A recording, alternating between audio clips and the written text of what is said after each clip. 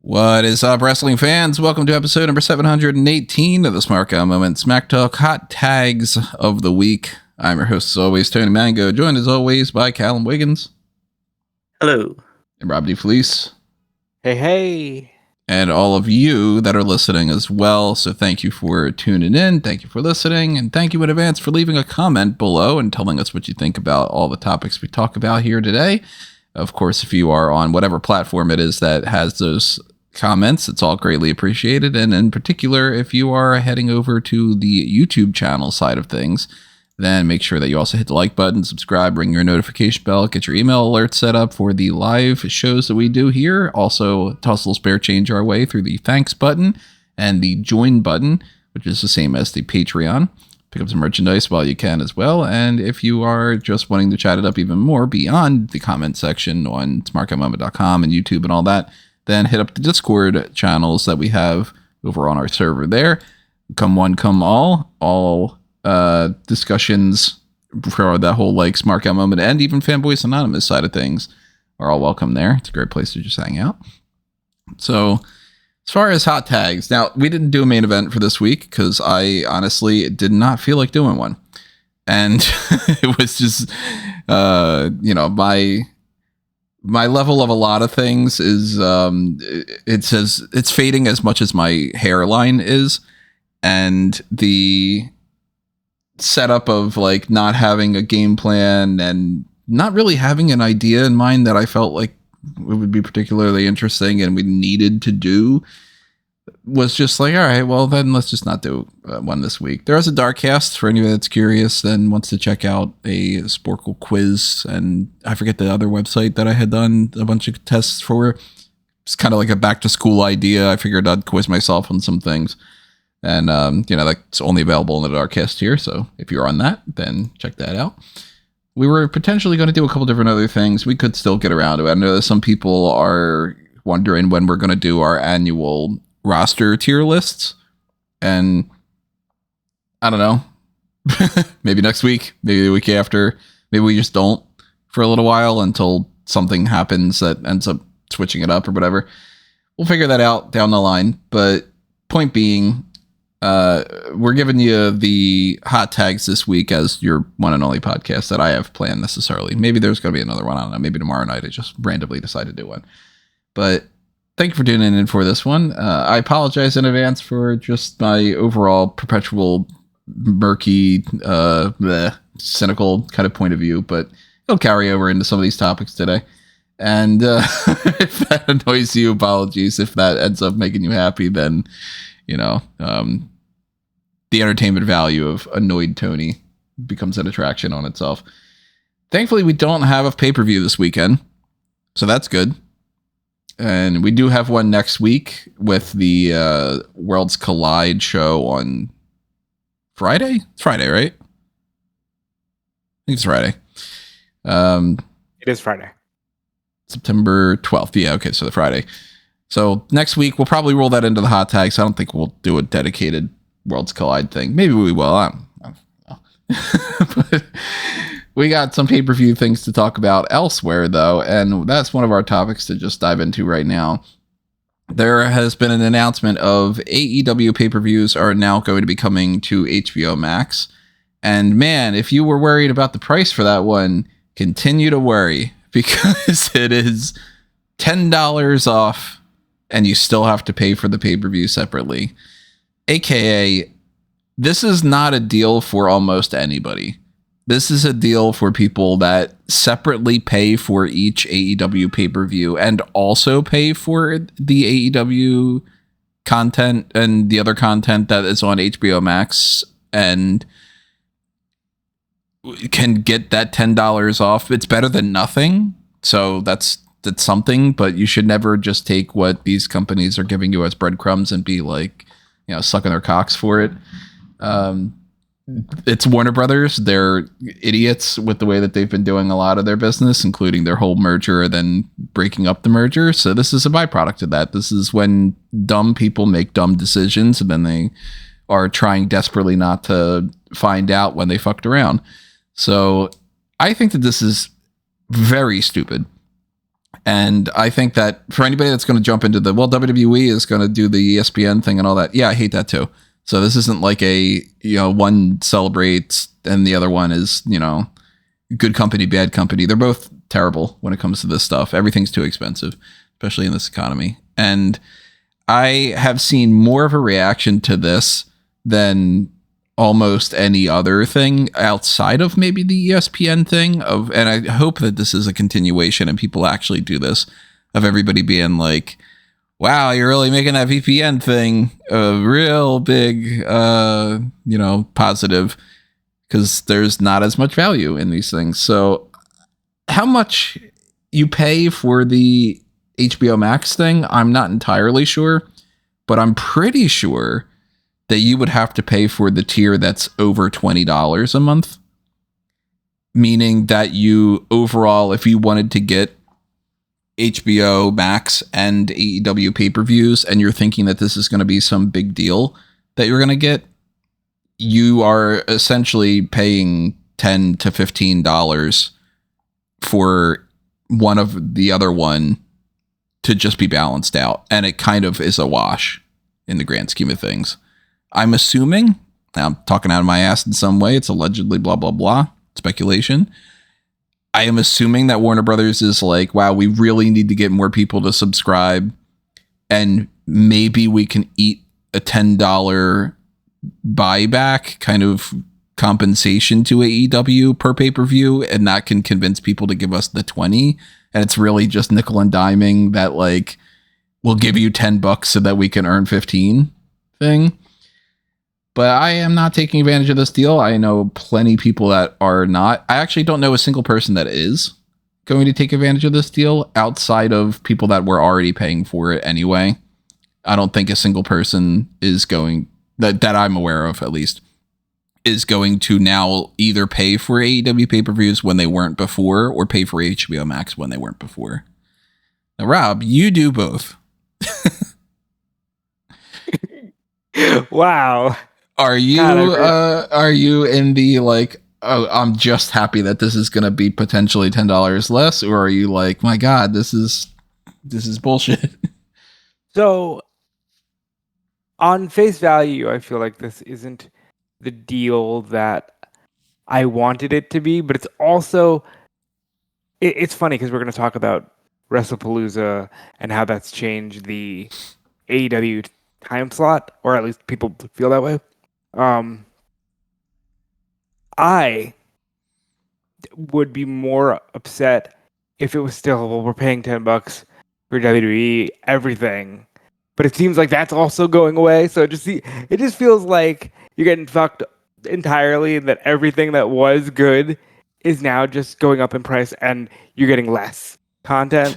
2025. Now, as far as whether or not I will be utilizing this, I'm hoping to God the answer is no. I've been getting the AEW pay-per-views in a way that I have not had to use a trailer or anything since they moved from not Bleacher, but whatever they were doing right after Bleacher. I'd never tried Amazon Prime for them, and I don't want to have to do these. But if something should ever happen where I don't have the access anymore, I'd probably, have to resort to this. Now, Callum, how much do you pay for AEW pay-per-views? It's usually about £20, I think, per pay-per-view. Yeah, fuck this guy. But I do get a special deal because I have like the Triller AEW, so I watch all the shows through Triller. So no, I also watch all the shows through Triller, and it's funny because like Tony was just talking about VPNs. They're starting to crack down a little bit on VPNs, which is annoying because they're starting to get wise to the fact that people are using them to get better deals. And I've come across a few times now where I'll log into something and depending on the app, they'll be like VPN detected. You can't, which is what's the point then? But Triller is a great resource for any AEW fan. It's still how I watch Dynamite. It's still how I watch Collision. It's the best way to watch. that's the. I mean, as to play devil's advocate in this whole situation, before everyone just goes doom and gloom and corporation in general bad, but the idea of the reason why the pay-per-views have to remain this expensive is because AEW has other broadcasting partners that show pay-per-views at full price. So they can't just say, "Oh, we're going to give them all away for $10."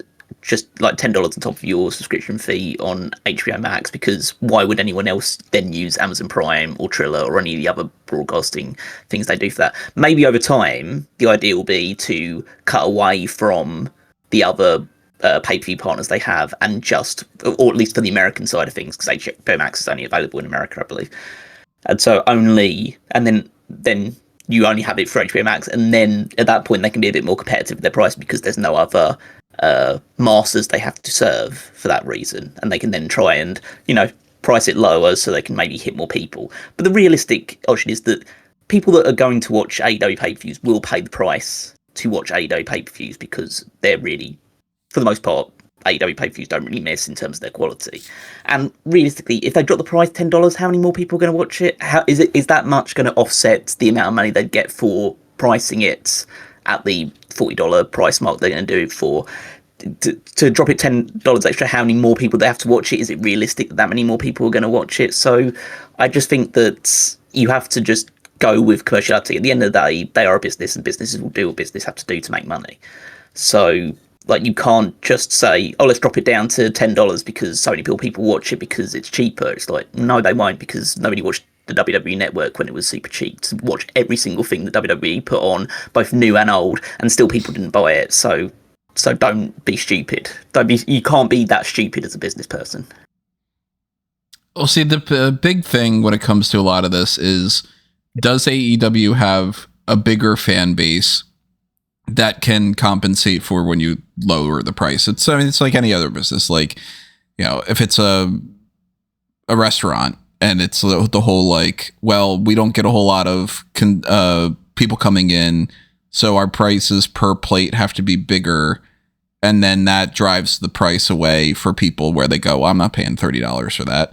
But then if you go too low and it's, $5 a plate, and everybody goes, well, that is not like, we need to get 10,000 people to come in and do that just to compensate the difference. You need to find that sweet spot. And I'll put it this way. In historically speaking, the majority of AEW pay-per-views usually hit somewhere between the somewhere in the 100,000 and 150,000 buys range. So let's say on average, let's go 120,000 buys for the majority of AEW pay-per-views.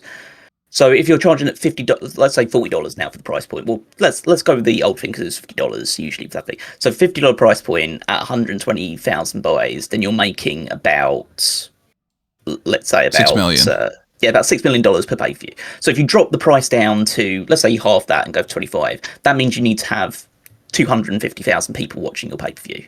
Right. And considering the fact that, like, let's say on average, last episode of Dynamite, put it that way, just on TV, and this isn't counting like the people that watch through Max or anything, but the last episode of Dynamite on TV got about 471,000 viewers. Are you expecting half of those people to buy pay-per-views and watch them and watch them through that?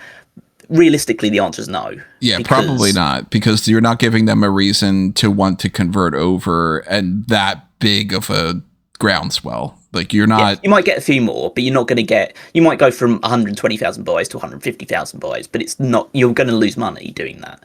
So you have to. Yeah, say it's not.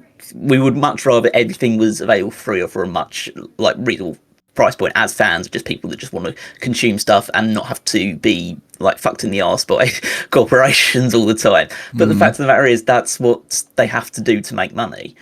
So, and they're not going to make any more money by lowering the price. They're going to lose money by lowering the prices. And people would say, oh, it's great that they're offering everything free, and everyone loved the WWE Network because it was available and accessible and it was cheap.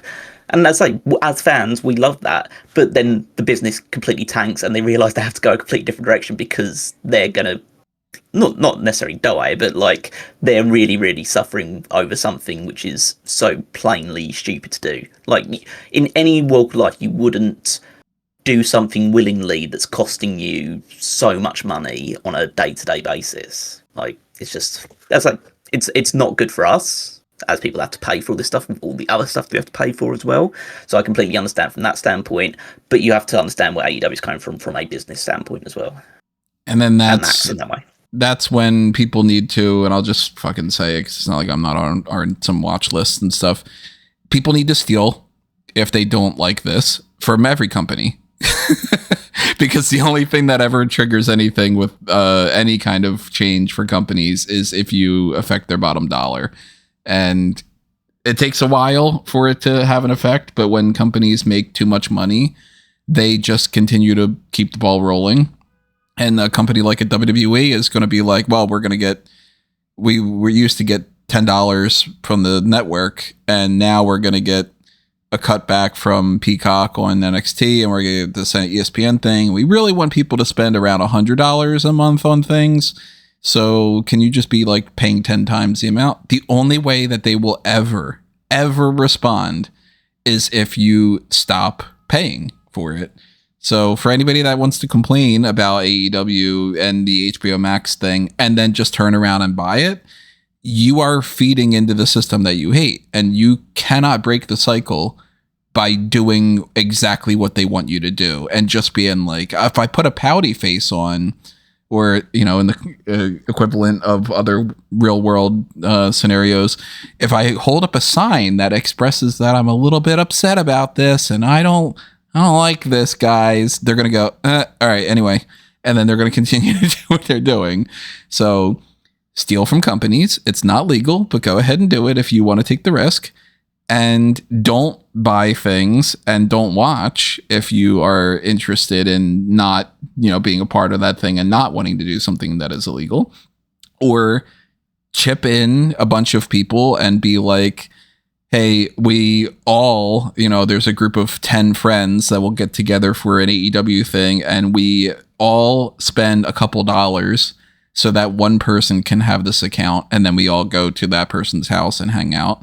If the more you do things that make it harder for them to make money, ESPN, whatever it might be, then they will be forced to have to lose money. And when companies make exceedingly more money over and over a time, and then they complain and they want to fire people and whatever, they will literally continue to do that until there is nothing left. Corporations are evil. Businessmen are evil. You do not become rich with a fucking heart and soul and morality. So fuck them. And I am not taking advantage of this deal at all. HBO Max can suck a dick when it comes to that as well. And wait, it's funny because I genuinely, as long as I feel like what I'm getting, I will try to pay for the thing. Mostly because I grew up in such a way where I was always pirating, and I always had to deal with the struggles of that, and I just don't want, just not interested. But that being said, I understand why so many people are adopting that mindset, because everything is just getting so out of control, and where's the value? Mm-hmm. Where's the value? We've talked about it ad nauseum, the idea that these streaming things are like, hey, look, we need to add some extra money that you need to pay us, but then we're also going to put ads on there, and then we're also going to get rid of the content. You're like, wait, so I pay more and I get ads now and I have less? And they're like, yeah, but can you just be happy with it? No. You'll own nothing and like it. Would you go to a fucking mechanic and you go, hey, I need 4 tires, and how much are you charging? And then they go, $100 a tire, and then $100 flat rate labor, so $500. And then they're like, but can we actually only give you 2 of those tires, and can you do it yourself? And can we charge $700? That's what they're doing. And if you don't understand that that's what's happening, you're a fucking moron. And that's when you go, okay, never mind, I'm going to go to a different place. Now, you can't get certain things from certain places. Like, you can't watch AEW pay-per-views just absolutely anywhere, but they give you multiple other options for it. And if you can get package deals, and if you can do whatever, or if you can just find another way around it, then go ahead and do it. And that's what I advocate. So, you mentioned it earlier. All Out has been shifted on the time that it was originally scheduled to be, and it is still happening on the same day as WrestlePalooza. Boo to both of that. But now it is going to start with the, well, I hate always having to do this clarification. The main card will start at 3 p.m. Eastern, as opposed to the actual show will start a little bit earlier than that. Most likely it is going to be an hour and a half earlier than that, because it typically ends up being that their AEW pre-shows are 1 0 hour prior to it and then a half hour leading into the 0 hour. So I'm assuming it's going to be 1:30 is the actual, like, now we're starting to broadcast stuff time. And knowing an AEW pay-per-view tends to go as long as they do, I'm expecting this to still have overlap. WrestlePalooza, as far as I'm aware, hasn't been confirmed of like what specific start time it is. 7 p.m. Yes, it has. For the pre-show? For the main show. Right. So the pre-show is up in the air. 5 p.m. at least, if not 4. Right. They've been typically doing 2-hour pre-shows of complete fucking nonsense. They do 3 hours sometimes. And there's no way an AEW event is going to start the main card at 3 p.m. and be over at 5. So All Out will be going on. Guaranteed will be going on while the pre-show of WrestlePalooza is happening. Meaning you don't need to watch the pre-show of WrestlePalooza because you wouldn't have needed to watch that even if nothing else was on, and it's completely pointless. But I guess that's going to be the gap, and you know, it is what it is. It's better than the alternative, but I can only assume that this is to try to get a little bit away from WrestlePalooza and to potentially just move it up on, you know, maybe it was better on scheduling and some things too. I'd rather that than for the shows to be going head to head exactly at the same time. So that's positive on my front. And I think that most fans would probably agree. I highly doubt that anybody would be like, no, I like having to switch between the two and not have my, my focus on anything. So actually, well, Callum, it doesn't apply to you because you don't watch WWE, but do you have any negative feelings about them moving the time? It's not. They're doing it at a time that's well, actually you're in the UK, fans. actually.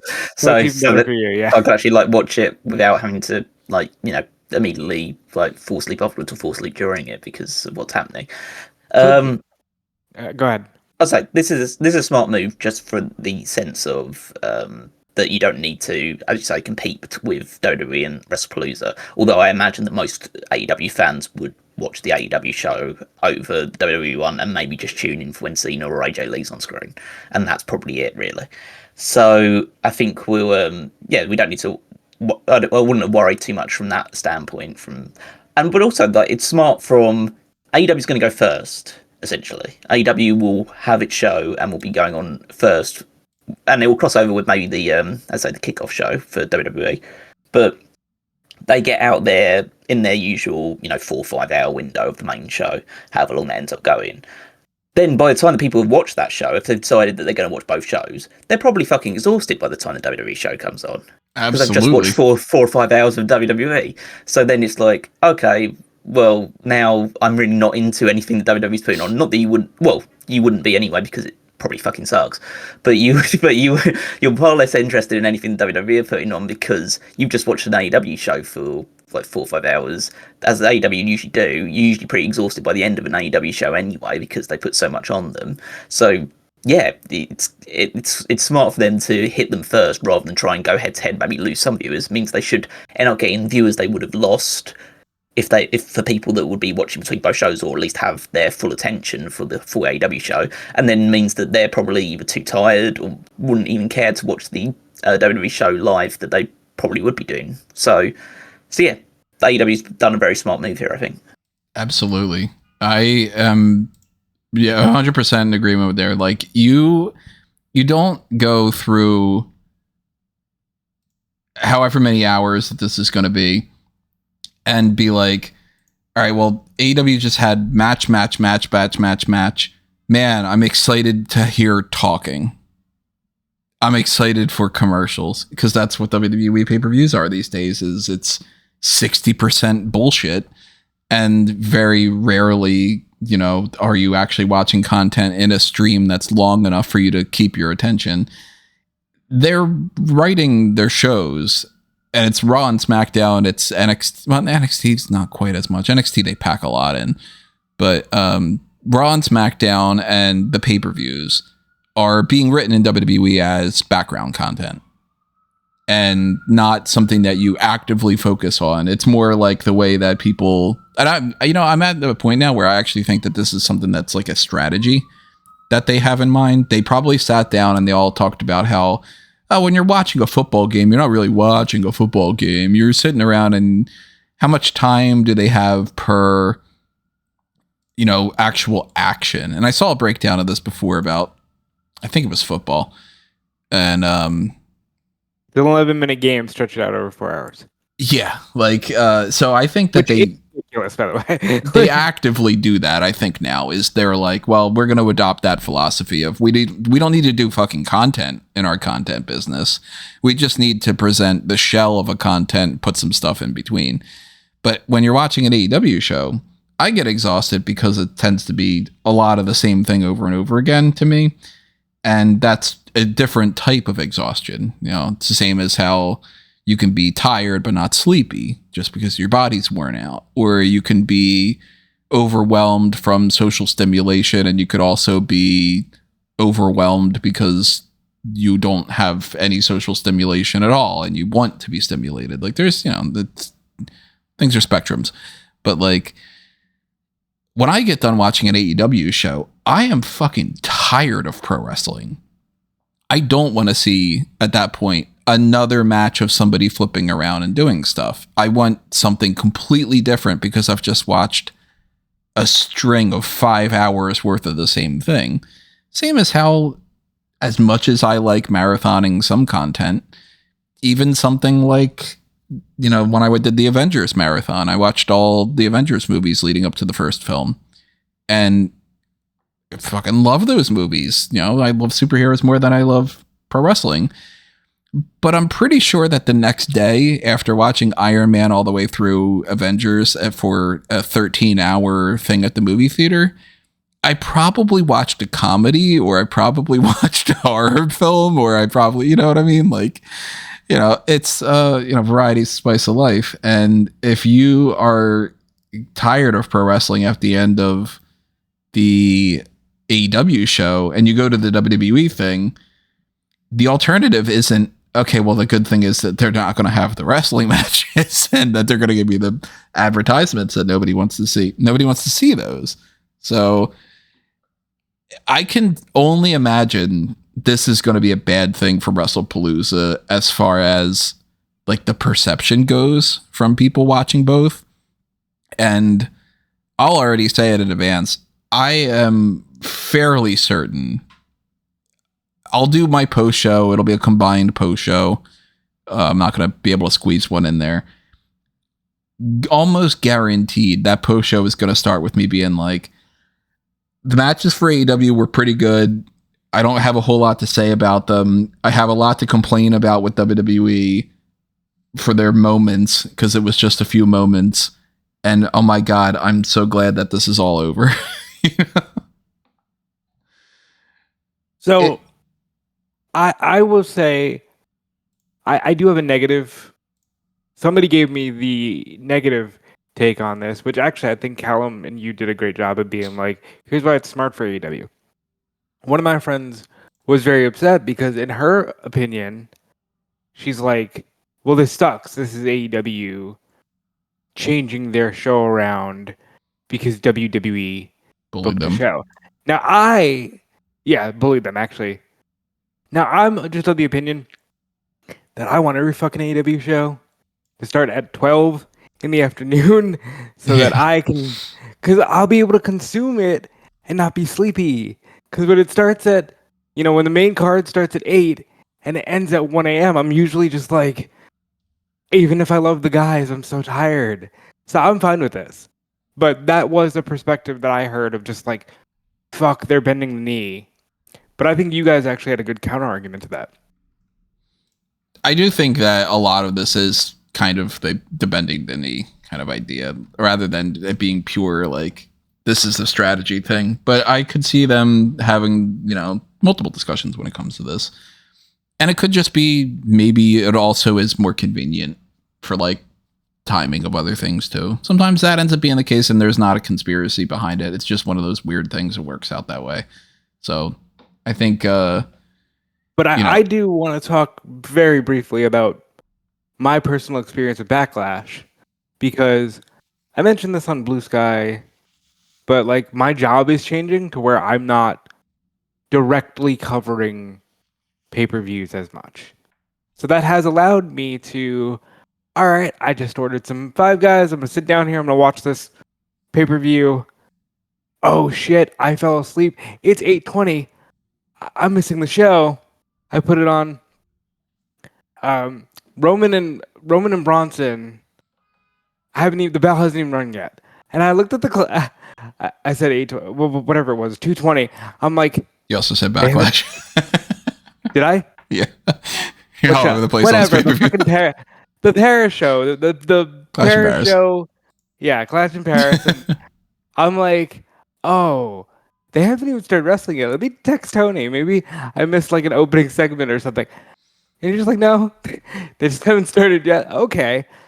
So I put on this show, and the whole thing is just, don't you love the vibes? And vibes and vibes and vibes.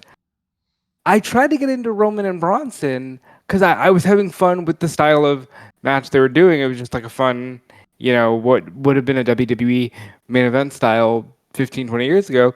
And I was enjoying it. And just everything around it took me so far out that by the time the second match on the card was over, I said, I'm not doing this. I turned it off after the tag title match. And I never watched anything else because these shows are obnoxious. They're just obnoxious presentations right now, and it's not what I want to see from pro wrestling. No. And for the people that are going to leave the comments and be like, if you hate it so much, don't watch. I mean, that's what Rob literally just said a second ago. First of all, that's exactly what I did. And I like most of the guys and girls on the card. I was just like, no, I'm not doing this. It was the same 50 chance. Oh, God. Like, and now they're going to get fucking rewarded again for 1-2 supplement. Every 1-2 soccer blue. Like, it was so annoying. Like, I was just burnt out. Like, the way they're presenting the shows right now isn't for me. I'll just say that. You guys know that it's become a meme beyond even the show itself, but the Tim Robbins and you sure about that? Sure about that? I just kept thinking of that when I kept seeing all this reaction with all the Paris crowd, because it's like, out of context, it seems like it's like, man, this must be like the best pay-per-view that's ever seen. Like these fans are going crazy. They're not shutting up. They must be loving this. And then I'm like, or are you just loving the idea that you're in the arena and that you're happy that a show is happening in front of you? That you're kind of hijacking the show, and it's about you. And then I go back to my cynical keys dangling in front of a fucking infant. When a kid really fucking likes that, and you can see, like, some kids are like, that's funny, clap their hands a little bit, but then some kids are like, wow, this is the best fucking thing ever. They are the ones that are just like crashing out, being like, dude, you'd never believe what this guy did with his keys. And I feel like it's the same crowd. It's the people just being like, this is happening in front of me. Fuck yeah, I'm happy. And then if you were to take that exact same show and put that on TV, they would be like, I don't fucking care. Credit to them to have fun. Good for them that they had fun. But holy fuck, I do not want to hear another goddamn 1-2 supplement dude chant for the rest of my goddamn life. That's not what they say, but okay. Isn't it supplement too? It's soccer blue. I think it's supplement too, because it's simply two. Callum, do you want to weigh in here? You believe that I watched anything to know what the chant was that you were even talking about? So I do speak French. Fair. I do speak partial French and stuff like that. Like I did it at school, but I know what Tony's saying. It sounds more accurately what Tony would say, and I don't think there's because Sacre Blues are very. Sacre Bleu. Yeah. I'm gonna say that's pretty racist thing to say. Almost. It's pretty We are French. We have our baguettes. They're French. They threw their baguettes up in the air and they surrendered after the show was over. To an extent, I kind of wish that they would just fucking do that. Like they should have had a just threw their candlestick berets match. in the air. The candlestick match that looks like a baguette. Yeah. You know, and have like instead of the good old fashioned Donnybrook, have like the croissant clash or some shit. Like just fucking go into it. If you're anywhere, for that matter, for anybody who's like, oh, you wouldn't do that. No, do that in fucking Philly. Have the cheesesteak fucking competition or whatever the hell, you know, like just turn it into skid. This world's burning. Fucking light a torch while you're at it. So because I am a dumbass, I'm willing to fully own that. I can't prove that they're not saying Sacre Bleu because I have not listened. Well, according to it. Reddit, I wouldn't normally take Reddit's word for anything, but I'll take Reddit on this one. They're saying it is that because apparently that's what the French commentators say when they're watching the show in French. So they just repeat it ad nauseum then. They repeat it, and now the crowd's getting the chance to do that. So we have fucking Jacques Rougeau or whoever is doing that to complain about. Who's doing the commentary in French now? I don't think it's Rougeau anymore. It's not Jacques Rougeau, that's for sure. Ray Rougeau. Would you choose one that's actually French rather than French Canadian? One of them. I don't know. One of the Rougeau brothers. Because French Canadian is like Quebec French is different than regular French. It's slightly different. It's like a dialect thing. You know what I mean? It's like French bread and Italian bread. It's both baguettes. Yeah. It's like Brazilian Portuguese is not the same as Portuguese. I've heard that argument a million times. Yeah, you wouldn't know because they're different. So you can understand it. I can tell a little bit of the difference when my wife is talking and when I hear a different one, but at the same time, I'm just like, caralho. What the hell? But I'm so sick of that Simplement Deux chant, and I'm very happy that they're in Chicago instead tonight. But then Chicago is going to do oh my god, we're in Chicago. And that's guys from Chicago, so fuck yeah, Chicago. And then that's what SmackDown is tonight, for anybody that's curious. They, at least as far as what's currently announced, people will be there. Yeah, SmackDown tonight is two things. It's John Cena's farewell in Chicago. And Brock Lesnar seemingly his last SmackDown episode. Yeah, it's also his last SmackDown episode. And hey, is AJ there or not? Like, that's all this is. And for anybody that's curious about the AJ Lee thing, if you did not watch Monday Night Raw, that was the important thing that happened on Raw was CM Punk just being like, I like that, when Becky Lynch was slapping him, and then I'm gonna stick my wife on you. I saw a great thing. I think it might have been on Botchamania. Was the Mortal Kombat thing? Yeah, where like Becky's slapping Punk and they added like the hit bar as if she's doing 1% damage over and over again because he's no selling it. But that was pretty good. Just speaking of fight things, by the way, everybody check out that Street Fighter teaser that they put up with the graphics of the SNES Street Fighter 2 thing. That was pretty cool. That's got Cody Rhodes and Hiroki Goto and Roman Reigns. I'll just say real quick, I thought I liked what they did on Raw. I thought it was one of those moments where I went, yeah, Becky is in some ways head and shoulders above so many, because the segment was compelling.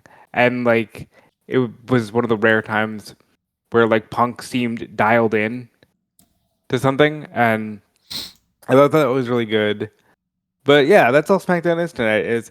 Are we getting AJ or not? There are people who have convinced themselves completely, like, oh, it's going to be Rhea Ripley. And then everybody's going to be upset. Oh, I'm in that regard of saying it's a possibility.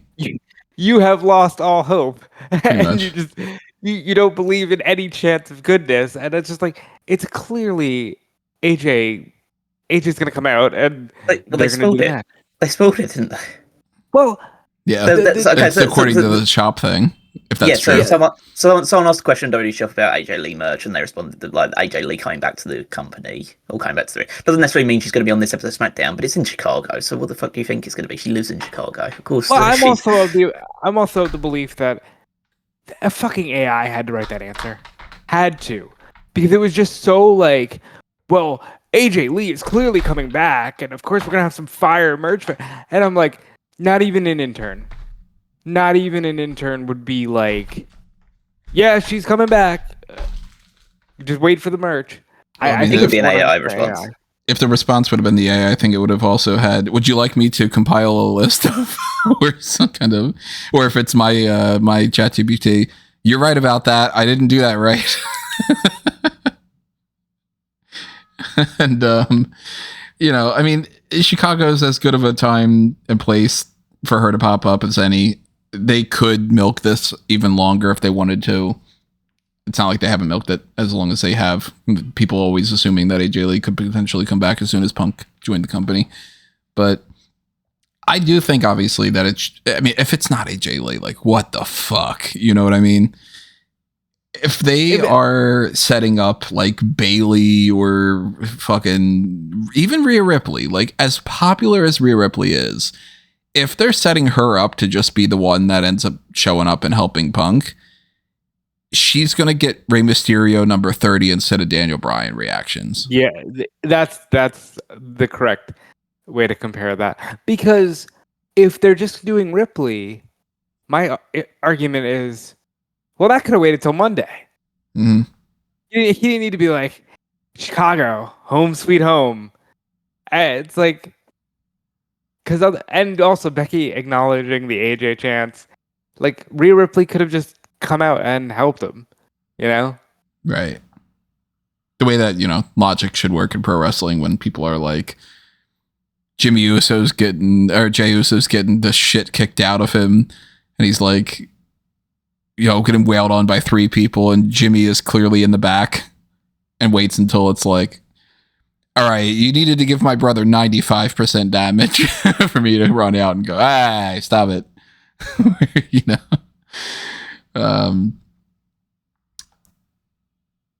The AJ Lee thing of it, if it's not her, then they're beyond stupid setting something up that's going to get a poor reaction. But I'm excited for AJ Lee because I always liked AJ Lee. She was one of my favorites. And I don't know, like, obviously ring rust is the thing, and it's been, you know, 10 years since she's been in the ring or whatever, how long it's been. And also, like, let's call a spade a spade. AJ Lee's, you know, time in the ring and her, like, what would have been considered a great match in her era. Yep. Like, the women have leapfrogged.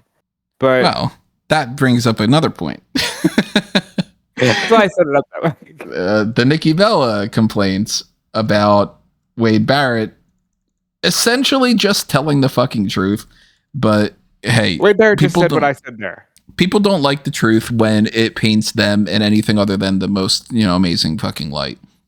And I did not hear a single thing from Wade Barrett that was like, hey, Nikki Bella is actually a piece of shit, or like, Nikki Bella fucking sucks ass and has never been a good wrestler, and everybody should, you know, unsubscribe to her fucking podcast, or like some kind of like, you know, attack thing.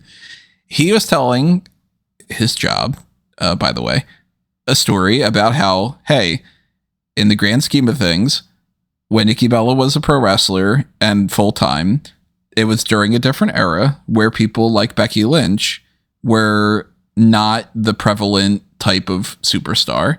The level of competition during that era is not the same as what it is now.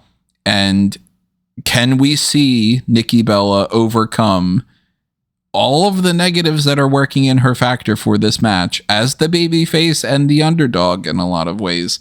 The person who has not been active is not as young and has more ring rust and was from an era that doesn't have the same level of competition. And then that turned into like, oh, well, he's crapping on me and he's, you know, making it seem like I sucked. Newsflash. unless you're the type of person who is just like, oh my God, I love their aesthetic and Divas Era was the best thing ever and Summer Rae is better than anybody that's ever existed because I like her blonde hair, or Alicia Fox is my absolute favorite of all time because she's sassy, or take Cameron's answer. What was the match Melina and Alicia Fox? It's from Stone Cold. She's like, God damn, you know, like, what the fuck, kid?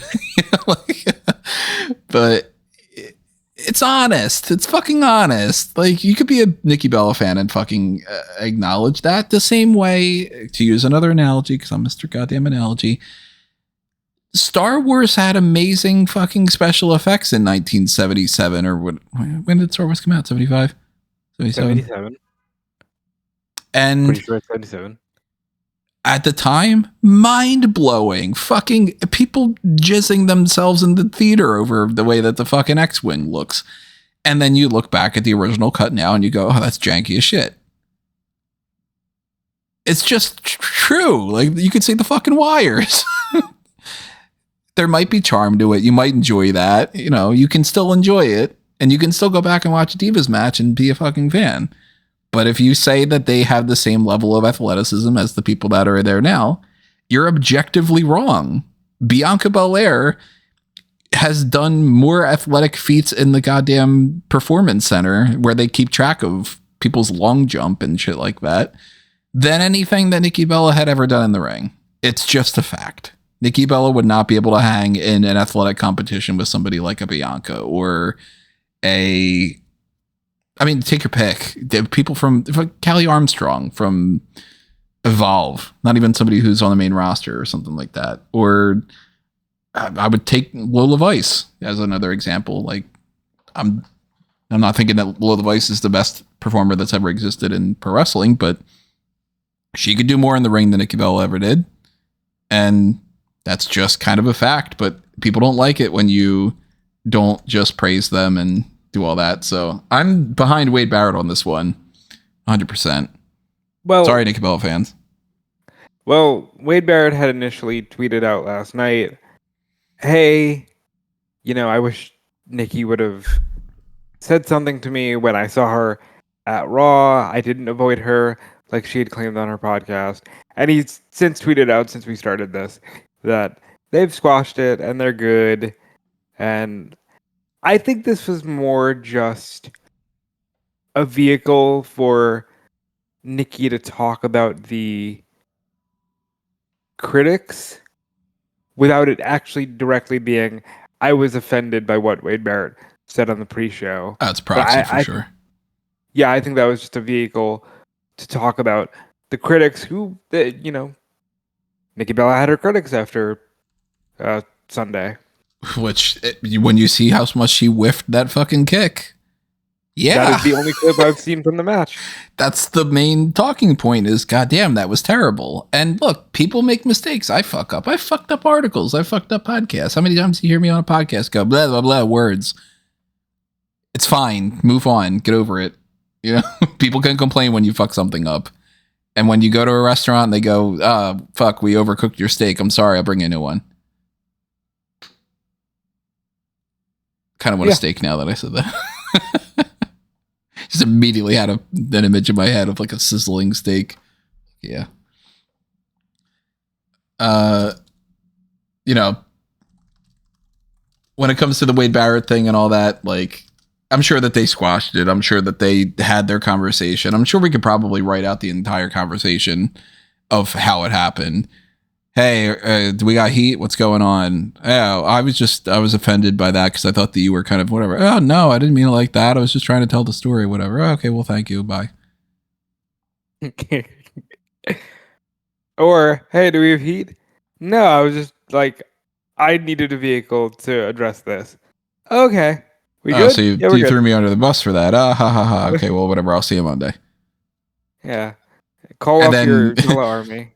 Call up the Bella army, and then at the same time, when they hang up the phone, it's like, oh, well, good talking to you. Can't wait to see you on Monday. Click. Fucking. And then Nikki complains about Wade, and Wade goes, oh, what a bitch. And then it's fucking people. People never grow out of their middle school bullshit. You know, They really don't. they really fucking don't. And I remember growing up being told that, like, oh, that's high school drama. No, that's life drama. It gets so much better. It gets so much better when you're. No, it doesn't. Like, you just are not in as tight of a compact thing. And then the internet came around, and then the internet was like, oh, let's tighten everything up. But that's a running theme of some of the other talking points. People being upset about things being said online, or people complaining about stuff.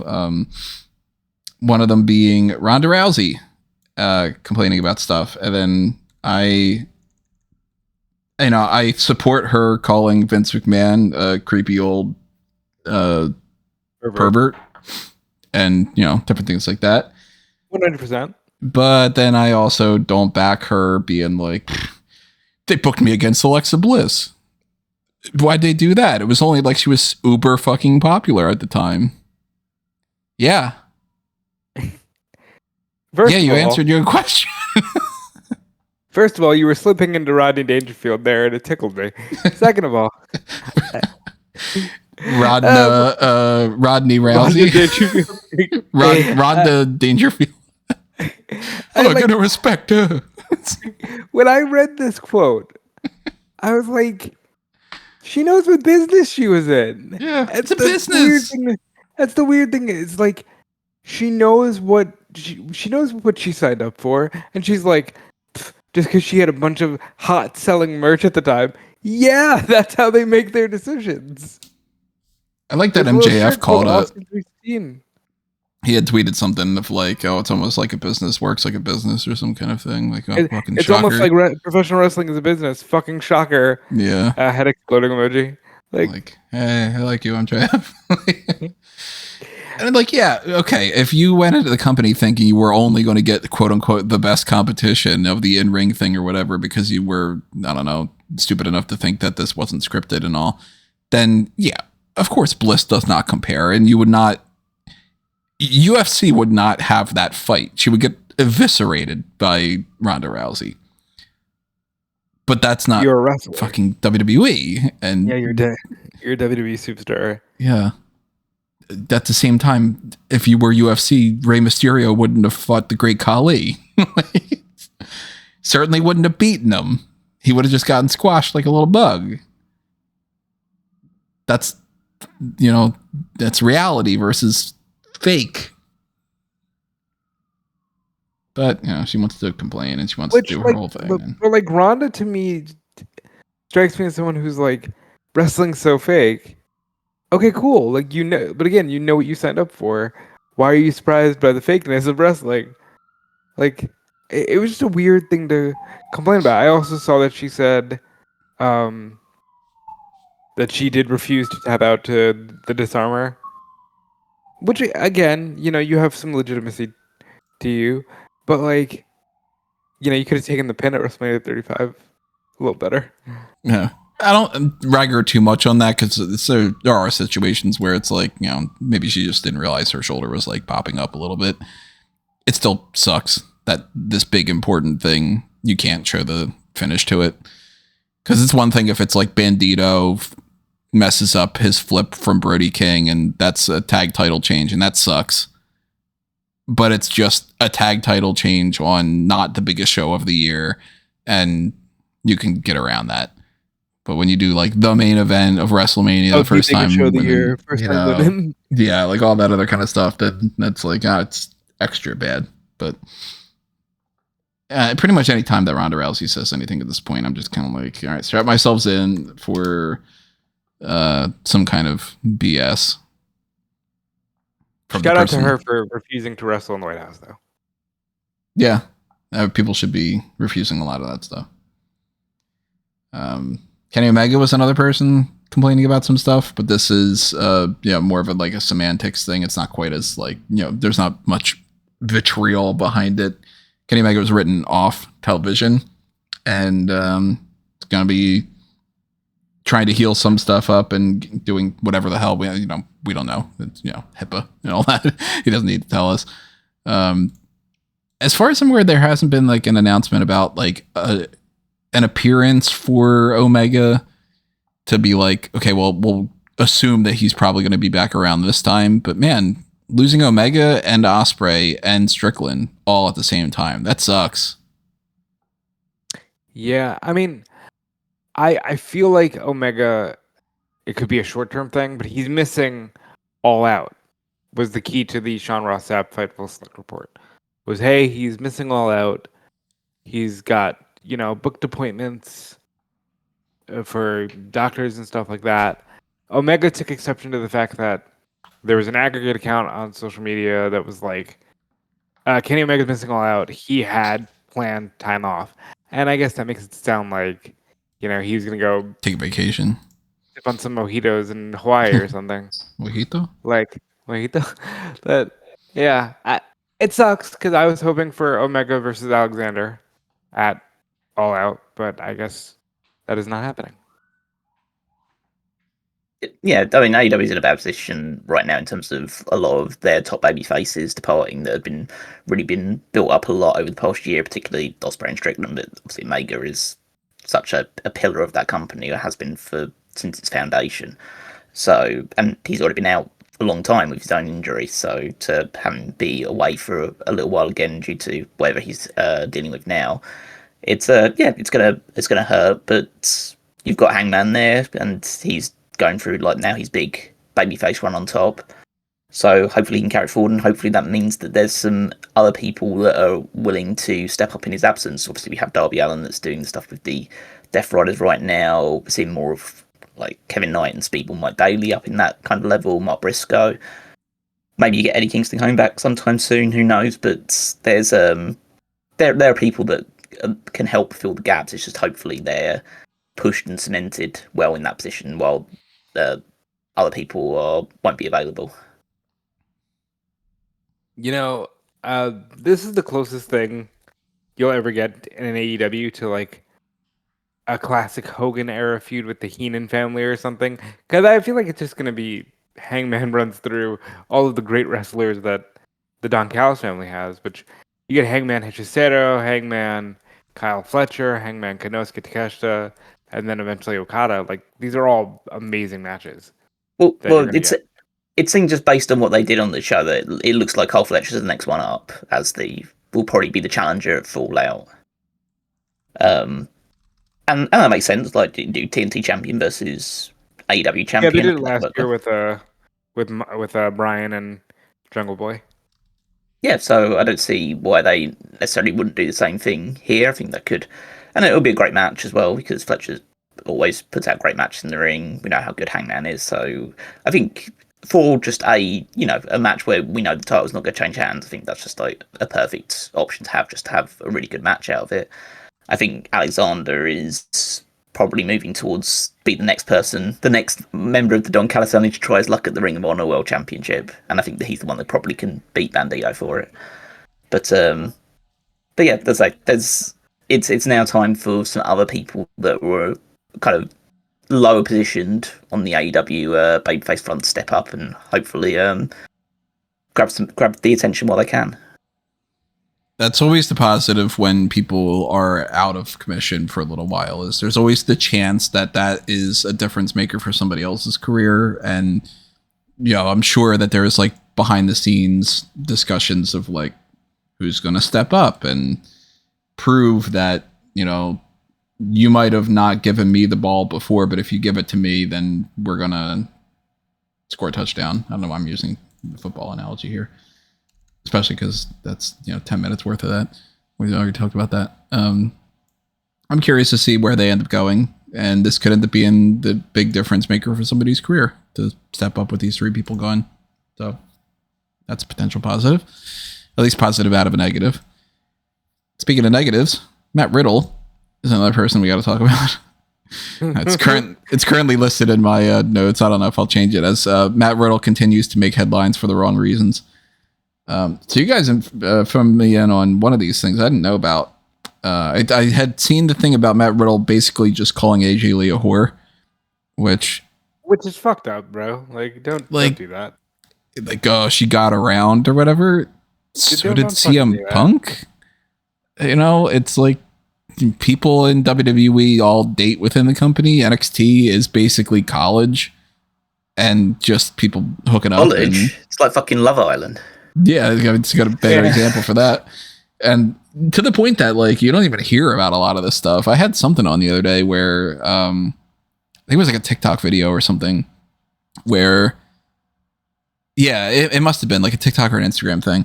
Somebody was like filming and they were going around and they were asking, like, who in the performance center would you let your daughter date? And they were like, was like, not BJ. Fuck BJ. They're like, oh, nobody, whatever. And then, you know, every once in a while somebody would be like, maybe Thunder, Shiloh, or like, I would probably let Drake Moreau, or, you know, blah blah blah. For some reason Tank Ledger got like 3 or 4 people. I was like, okay, I wouldn't have anticipated that would be the go-to name. We know how he voted, so well, that's also NXT. It's true. Maybe for that reason, but it was like Summer Sorrell, I guess, is like engaged to Cal Dixon or something, and I'm like, these people just started, didn't they? Like, it's like, is this a factory where you get in there and, you know, certain jobs you could be like, hey, we're not going to give you a like a promotion until you're at least on the job for a month, and you're like, a month and I get a promotion? What the hell? And this is like, you signed up for NXT 3 months ago or whatever. Now you're moving in with somebody, you're engaged, you have a kid. You know, you speed run. It's the best of times and the worst of times. You meet the love of your life, you get a knee injury. You know. Yeah, with every engagement ring comes a torn ACL. It's a package deal. But, you know, people date in companies. It's not even just a WWE thing, but especially when it comes to WWE. You're on the road all the time. You're spending constant, you know, more time with these people than you are with the people outside of that. You don't have much time to date or do any activities outside of the company. And you're around hot people. Of course, they're going to fuck. So for him to be like, oh, she got around a lot. Dude, how much have you talked about fucking getting into porn and whatever? Yeah, I just think that's really shitty. Because, like, one, you weren't there. You know what I mean? Like, you weren't there during her time on the roster. You don't know. And two, it just came across really gross. Because, like, what does he have against these two? You know? Yeah. But I guess he did some other kind of terrible thing with like a charity that you guys were mentioning. He like didn't show up or something. So he was booked apparently for this Global Wrestling Kingdom, this UK show that was doing on a charity event, and the Cultaholic reported that they that he didn't he no-showed the event, and so he was meant to have a match with a guy called Simon Miller, who's well known as like an internet wrestling personality who also wrestles as well, and so he no-showed the event. They had a Grado, if everyone remembers him from like TNA days and like ICW, like he came in to replace him instead. Then Matt Riddle's come out and said that he didn't no-show it, or he wasn't like properly booked for it, or he like essentially came up with a number of excuses why he wasn't going there. GFW then reported that he like announced like the day afterwards that he paid back the deposit, because the idea was, the original report was, he no-showed the event and then kept the deposit that he was paid for it. Now GFW saying that he did no-show, and he didn't give us any indication that he wasn't going to turn up for a while, but he did end up paying back his deposit. So at least like the event didn't miss out on the money that they paid Riddle to show up, which is a good thing. But yeah, he's still a dick. So that's like the bare minimum. Yeah, it's to give the money back. Yeah, so like, no, oh yeah, I'm not going to show up, and I'm giving the money. That would be the worst thing that you could do about it, especially for a charity event. But you know, that's kind of one of the things that led to all these interviews that he's having recently about with TMZ, which led to the AJ Lee comment and other things as well. So yeah, he's he's in his bad books, but he's he's a good guy because RVD says that he's good. So that's because we know how good RVD's track record is of standing up for guys right now. Didn't Riddle also just get pulled from something for like advocating domestic violence or something? Well, he didn't. Advocating domestic violence is probably maybe going a bit Josh, but he did basically say about the Me Too movement being bullshit, and the fact that like he had to go like Candy Cartwright because of that whole situation, saying like she tried to Me Too him, failed, and that he'll always get booked regardless of what he does or what people say that he does. Oh, See, so God, So, yeah, why can't people just be like, first off, obviously, like, if anything ever happens to anybody, they should speak up, and other people should be punished and all that stuff. And obviously people shouldn't make anything up and try to accuse somebody of something just to try to damage their career if they didn't do anything. That's across the board. But like, dude, Riddle, just fucking say people should not lie and try to ruin each other's lives and whatever. Don't say I'll be fucking booked no matter what I do. I'm gonna be booked no matter what I do. Like that. That makes me feel like, okay, you're icky. That's well, good. that's the phrase. Like his essentially his shtick now is you can't cancel me. Oh my god! And that's that's the shtick of the worst people that like that. Like the comedians that are super right wing about this stuff, or like anybody in any sort of like entertainment capacities. The whole phrase is you can't cancel me, and that just means, okay, so you've done stuff that should probably get you cancelled, but you're going to just continue anyway, and people are still going to respond to you regardless. So the only positive thing about the way that the world is right now is people are not masking better that they're terrible people. The downside to it is it really breaks the illusion, and that's why I've lost a lot of friends, and that it's like, oh, okay, so it turns out instead of just being kind of a dick every once in a while, you're a fucking terrible person, and now that you have an excuse to let it all out, you're just fucking blurting out the shit that you kept to yourself. But the downside to it versus the positives of, I don't have to fucking like you anymore. Because now I'm not secretly actually supporting somebody that's a piece of shit, but they're pretending. Yeah, but people need to become less comfortable again with saying this heinous shit. Like it's obnoxious. Yeah, so middle fingers to Matt Riddle when it comes to that. And that's pretty self-explanatory too. Let's talk about AAA. You guys brought this to my attention. So I knew the only thing that I knew about from AAA for this past week was they have been announcing not for the Worlds Collide show, but for a different show that Mr. Iguana and somebody was going up against Lola Vice and somebody for like the mixed tag titles or whatever. And I was thinking that was Worlds Collide, but it's not. So now I'm kind of curious if that's going to lead into it. And then I had seen a thing about Quetzali Bulnes. I don't know pronounce her last name. Bulnes. I don't think it's Bolognese. It's not Bolognese. I didn't want to say it like that because I knew you were really creeping back into the racist territory, guys. I think I'm just going to call it out now. Yeah, Bolognese is not the type of pasta. But she was in WWE. She was part of their announcing team for like the Spanish announcer side. Not announcer, it's like, ring announcer, but like the commentators and like, oh my God, I'm using the wrong term, broadcast team. And on like WWE Now, for their Spanish broadcast, she's the person, for anybody that's curious, that had gotten fired from WWE because a friend of hers decided to like just kind of insert himself into the show on some kind of live event.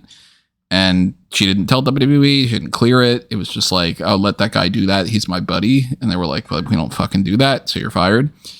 Now that WWE has taken over more control over AAA, she's been fired from there as well. And I'm of two opinions of this. I think it's, again, things are spectrums, things are gray areas. There's not just black and white for a lot of things. I fully understand why she got fired from AAA. And at the same time, I also go, I don't know. Maybe that's a little harsh. Because on WWE's perspective, they fired her because she broke protocol and they don't trust her. So why would you want to keep her involved when you know that she's somebody that's like that? She burned a bridge, and now that they can fire people that are like, Alberto Del Rio and whoever else, why wouldn't they? And just go, I'm sure there's plenty other people that we can hire for this role that we don't have to worry about and that didn't burn that bridge. But then I feel bad for her in the sense of she was working this job and then she worked another job and another thing in pro wrestling. And then now she's getting fired from that without having done anything specifically to AAA. I don't know what she's planning on doing after this. So I know that there was one thing saying that she might just like not try to do anything more in pro wrestling, but I haven't been really following her career because Triple A is not something I follow. Said. She was like, I feel like I wasted time chasing pro wrestling. I think she had said something like she was in horror movies or something. Yeah, like I was being set up to be like a horror movie girl. Which I don't know how that works in like Mexican cinema. If there's like a big market for that, or I might be able to ask my wife about that. I don't know, sweetie. Do you know anything about like Mexican horror? Is that like a huge genre or like a big market for, you know? It's not as big as something like Asian horror, but it does have a presence because Mexico has a lot of really cool folklore. So maybe she would have had a big career there or something. I don't know. But if she can get back into that, then that'd be good. But it seems like the creative changes are also happening with something that you guys brought to my attention. Bunch of other people in creative control of AAA now, involving, I'm going to look at this tpww.net report. Shout out to them for this. This is a byproduct of a Meltzer thing, though, it says. So Triple H, not surprising. Jeremy Borash, not surprising. Undertaker, which I don't get. We'll come back to that. Conan, AAA executive Dorian Roldan. I don't know who that is. He was already in charge of it before they. Is he like the son of the woman that we keep seeing or something? I don't think he's the son. I will check though. Matt Bloom is a producer. Somebody named Moody Jack. I don't think I know that name. Lince Dorado, Chavo Guerrero, Savio Vega, and Pete Dunne. This is like equal parts a group that makes sense to me and equal parts, okay, you're just picking at random almost. But the more that I think about it, the more that I'm like, you know what? I can kind of see where some of this is going. Like, obviously, somebody like a Savio Vega or a Lince Dorado, they're going to understand things about the culture that somebody like Shawn Michaels isn't going to understand. But then I go, but then why is Undertaker there? Is Undertaker going to be like, let me teach you all how real Lucha Libre is wrestled? Well, the Undertaker's there, you presume, is because the plan is to get him into a more creative capacity in the same way that Shawn Michaels is only in charge of NXT. Whereas Shawn Michaels, eventually, if they decide to put someone else in NXT, Shawn Michaels will probably move up to be a more creative force on the main roster. Probably in the same way or the idea is they just need to give the Undertaker something to do because he wants to be involved, but they don't want him involved in the main thing. Maybe his ideas suck, and so they're putting him in AAA instead. I'd say I'm just speculating. I don't know. Maybe his ideas are good, but maybe they think, okay, let's give Mark something to do because he's one of the boys, and so we need to give him something to do. And he signed such a big contract too. Yeah, and we've already got our hands full with like all people in other places. Like Triple H's already got Road Dogg on SmackDown. He's got like Shawn Michaels in NXT. It's like he can't find jobs for all his cronies. So he's going to just put Mark as one of the voices. You know, he's got experience. He's got a reputation behind him. So it adds a air of like authenticity surrounding it, or whatever you want to call it, like prestige. Because the Undertaker's there, and even if he doesn't actually have any real good, solid creative ideas, you know, he's the Undertaker, so people are going to respect him and want to do what he says. And they already have Conan and this Roldan guy to be the established names to still be involved in the AAA side of things. Borash, we know, has done a lot of creative work with TNA and other people and NXT in the past, so this makes sense for him to be involved. The producers, again, most of them make sense. They're the people that were probably already pre-established there. And then you bring in Matt Bloom, who's so long established in WWE at this point. Chavo Guerrero's a good go-between. And then Pete Dunne, who's pretty much retired at this point. I love that. Well, that's like, I love to see the people putting tweets out there saying, like, after I saw a thing go out, I saw someone like repost it with the idea that... wow, it must have been so worth killing the British wrestling scene so one day you could be a producer of a AAA show. That's kind of, I'm sure that's what he really envisioned when he decided, fuck the UK independent scene. I'll be one of the people that helps bury it in the ground. It's so weird to me when, like, because this happens, you know, on a not a like semi-regular basis or, you know, whatever it might be, but like this happens enough that it's a thing where people will be in WWE and they'll have some support. Like maybe they're not the most over person on the roster, but they'll get some decent interactions. And WWE will be like, you're very talented and people like you, but we don't think that you're a good wrestler to be somebody that we actually push. You're somebody that can totally just train other people. Like you're just a stepping stone. Or when somebody does a tryout for WWE to be a wrestler and then they get hired as a referee, I'm always curious what the difference maker is, because they like Pete Dunne. They clearly like Pete Dunne, and they've liked Pete Dunne for a while. So fucking push the guy if you like him so much. Where's the distinction between you're great, but we don't want to fucking use you? Huh? You don't take like the, you know, the star quarterback and go, you would be a great coach eventually in the future, but how about you keep throwing the ball while you still can, and then when you stop, then you can coach. I mean, that's one of the things. They've clearly earmarked Pete Dunne as someone who's got a great mind for the business, but can't get over. So it's the same way, like that's Matt Bloom. Well, as I say, Matt Bloom got over in Japan. So I don't argue with him too much, but it's a case of, yeah, he couldn't get over really with American audiences in the various gimmicks that he portrayed, or at least in their mind. You know, they never actually pushed him consistently in the same way they never pushed Pete Dunne or loads of other these people consistently. But, you know, like in their mind, they can't get over to their audience. So instead of doing, they'll teach instead, because those that can't do teach. Yeah. So that's the idea that and for Pete Dunne, it's a good thing because in a way, obviously it's not good, but from the idea that probably what he had planned to like stardom and more consistent appearances, you know, he could always be Butch instead.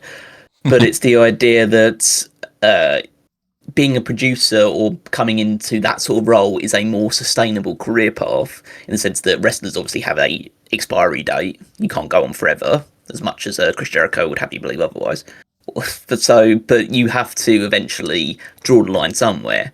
And so if he's already in that position, this is a career that could last him, you know, the rest of his life, or the rest of his working life, essentially, to just be one of Triple H's right-hand man. He's essentially doing what William Regal does. William Regal got over more, obviously, and had more of a lasting career as a main WWE character. But, you know, he has a similar... He was a Triple H guy, same way that, like, Regal's a Triple H guy, and he can build up his relationship with Triple H back in a backstage capacity as opposed to in the ring. And, you know, he could be the sort of role that William Regal was in the backstage last ends of his career, which is essentially just, you know, an experienced hand, someone that can have a good match with pretty much anybody, and just put over the new stars, because essentially the experiment is done with Pete Dunne. Like, he's Pete Dunne, essentially. And Dunne is D-O-N-E. Yeah. He's Pete D-O-N-E. And it's the case of, yeah, he's there to be a good hand that puts people over now. He puts the no in El Grande Americano. Yeah, he's the guy. He's the guy that you used to put like a Bron Breakker and you have them beat when you eventually bring like Jacob Fatu's and guys like when you bring Obafemi onto the main roster. That's Pete Dunne is the guy you beat on the way up. That's his role now, and you know it's a living. Oh, what's the TV show, like the cartoon or whatever? A character would just go, "It's a living." What was it? It's a Flintstones bit. Flintstones. Okay. Yeah. That was like it's Looney Tunes. It's one of the dinosaurs that does like the washing up. Or, does the guy with one is like, it's a living. But I don't like this because Pete Dunne's such a young guy, and like I don't want to write him off completely. He's talented. He's young. I don't think he's injured in any great capacity. Like he should still give himself a chance. I'm sure he wants to give himself a chance. Yeah, I'm sure he'd take it. But I don't think he wants to take a chance anywhere else. Let's put it that way. I think he would. I think he'd settle for being a producer in WWE and behind the scenes that road than actually go out either on the independent scene or go to AEW or anything like that instead. And I don't think AEW would use him as a top star. He wouldn't be in any higher position than he currently is. I don't think. Nah, So, he would be wrestling in matches where it's like, don't you want to see Pete Dunne versus X? But that would be it. He would just be another action figure. And, you know, maybe he would win like the ROH Pure title or something. But realistically, Pete Dunne's not going to go to AEW and then start jumping straight into the world title picture and winning the championship from Hangman. Yeah, he'd go there if he wanted to have more matches and more TV time and like just be, be a mainstay on Collision or anything along those lines. Like if that was what he wanted to do and he just wanted to have more matches and more fun matches with a more diverse roster of people, then he'd go to AEW. But if he wants to just be involved in wrestling and has a good relationship with Triple H and Triple H trusts him as a producer and someone to help craft matches and help bring the next wave of talent through, then he'll stay where he is and he just won't, and essentially his in-ring career, it's not over, but it's now, despite his age, at the back end. Well, this is this is what he'll be for the next 10, 15 years. Very Jamie Noble. Yeah, very Jamie Noble.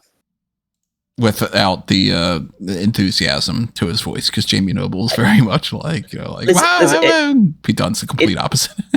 It is lame, definitely. I'm not disagreeing with what Rod's saying, but it's a case of the company did it and he did it to himself. Like, so you can't they decided what they wanted from him, and it clearly is this. So, and he always has the option that he could have turned it down if he was not interested, or when he has his contract up at some point, he could quit.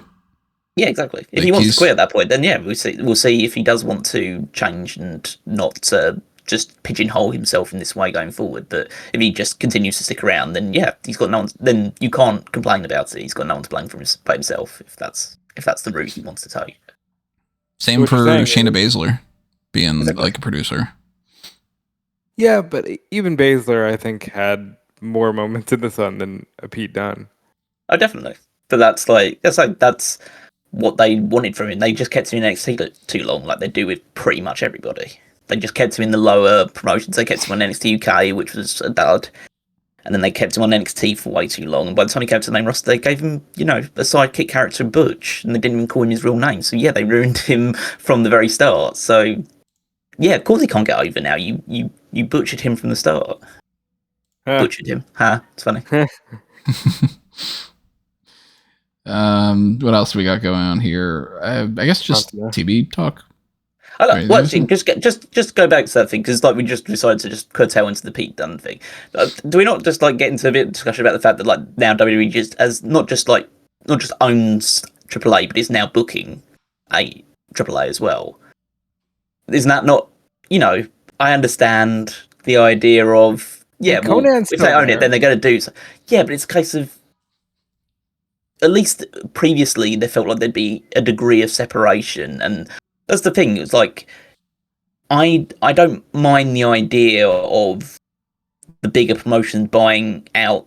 I do mind it, but it's just the way things are going to go. But at least have some air of autonomy about it, or at least, especially if it's in another country and it's another environment that you have to book towards, because it just feels like now every promotion that WWE is affiliated with is eventually a promotion that WWE want to own and control entirely, rather than just be, a partnership like AEW has with New Japan and with Stardom and with CMLL. There's no desire for ownership there. There's a desire to just work together and produce good stuff as a result of it. Whereas WWE, this is the clearest example of this is full-blown ownership. And so anything that AAA does has to be not just approved, but is now actually being directly made by people in charge of WWE. There's also the argument as well, because if Triple H is on top of this as well, I assume he won't be involved in day-to-day minutiae, but he's on top of this now. So is he diluting his focus away from just the WWE side of things, which is already should be keeping him busy enough to also be influencing AAA side of things? I highly doubt he's so in the weeds with AAA that he's losing focus. I think he's just I mean, it feels like he's been overseeing. losing focus for a good, like, ever since the Bloodline story ended. That's kind of where his focus ended, and just like, oh yeah, I'm just putting stuff out now. Who the fuck cares? Yeah. If he takes his focus even less off of this, it's just going to be like, let's I'd see love the it if he just rundown focused more on sheet AAA of, and he's having more fun with AAA. It's just like, oh, this is a lot more fun. It's just like, I'm just like put WWE on autopilot for the rest of the time. just give me the rundown of which ads we need to pass over to Cole to say. And then that's all that matters. Oh, we need a show? Oh, fuck. Yeah, that's right. We're supposed to book a show around these ads.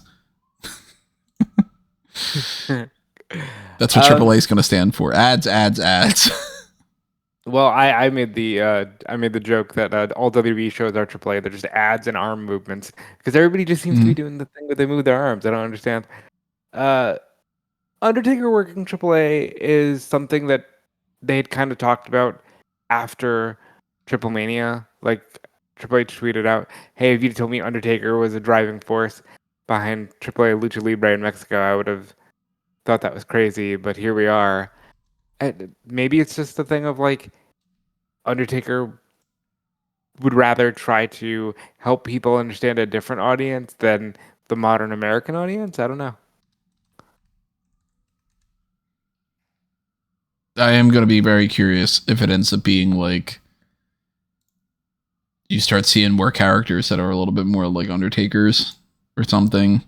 And again, I plan on fucking watching. Well, you bring Omos in. You just bring Omos in and do what you want to do. Omos wins everything, and I mean, we already know what the WWE creative influence is having. Like, they've got AAA now have a world champion that everyone hates, who is meant to be a babyface. That's as much WWE as it gets, really. That's the whole Roman Reigns thing just going over again. They absolutely detest Vikingo, and that's all WWE's doing. So, which I think is unfair because like, what the fuck did this guy do to you? well, Wild how people are like support the guy that's problematic and not the young upstart, you know. But it's I obviously wouldn't like advocate for Del Rio or anything along those lines, but it's more of a case of it's not really hating Vikingo in the same way that when Roman Reigns was being pushed down the throat, we didn't hate Roman Reigns. We may hate the character a little bit because the character was bland as hell, but we didn't hate the guy.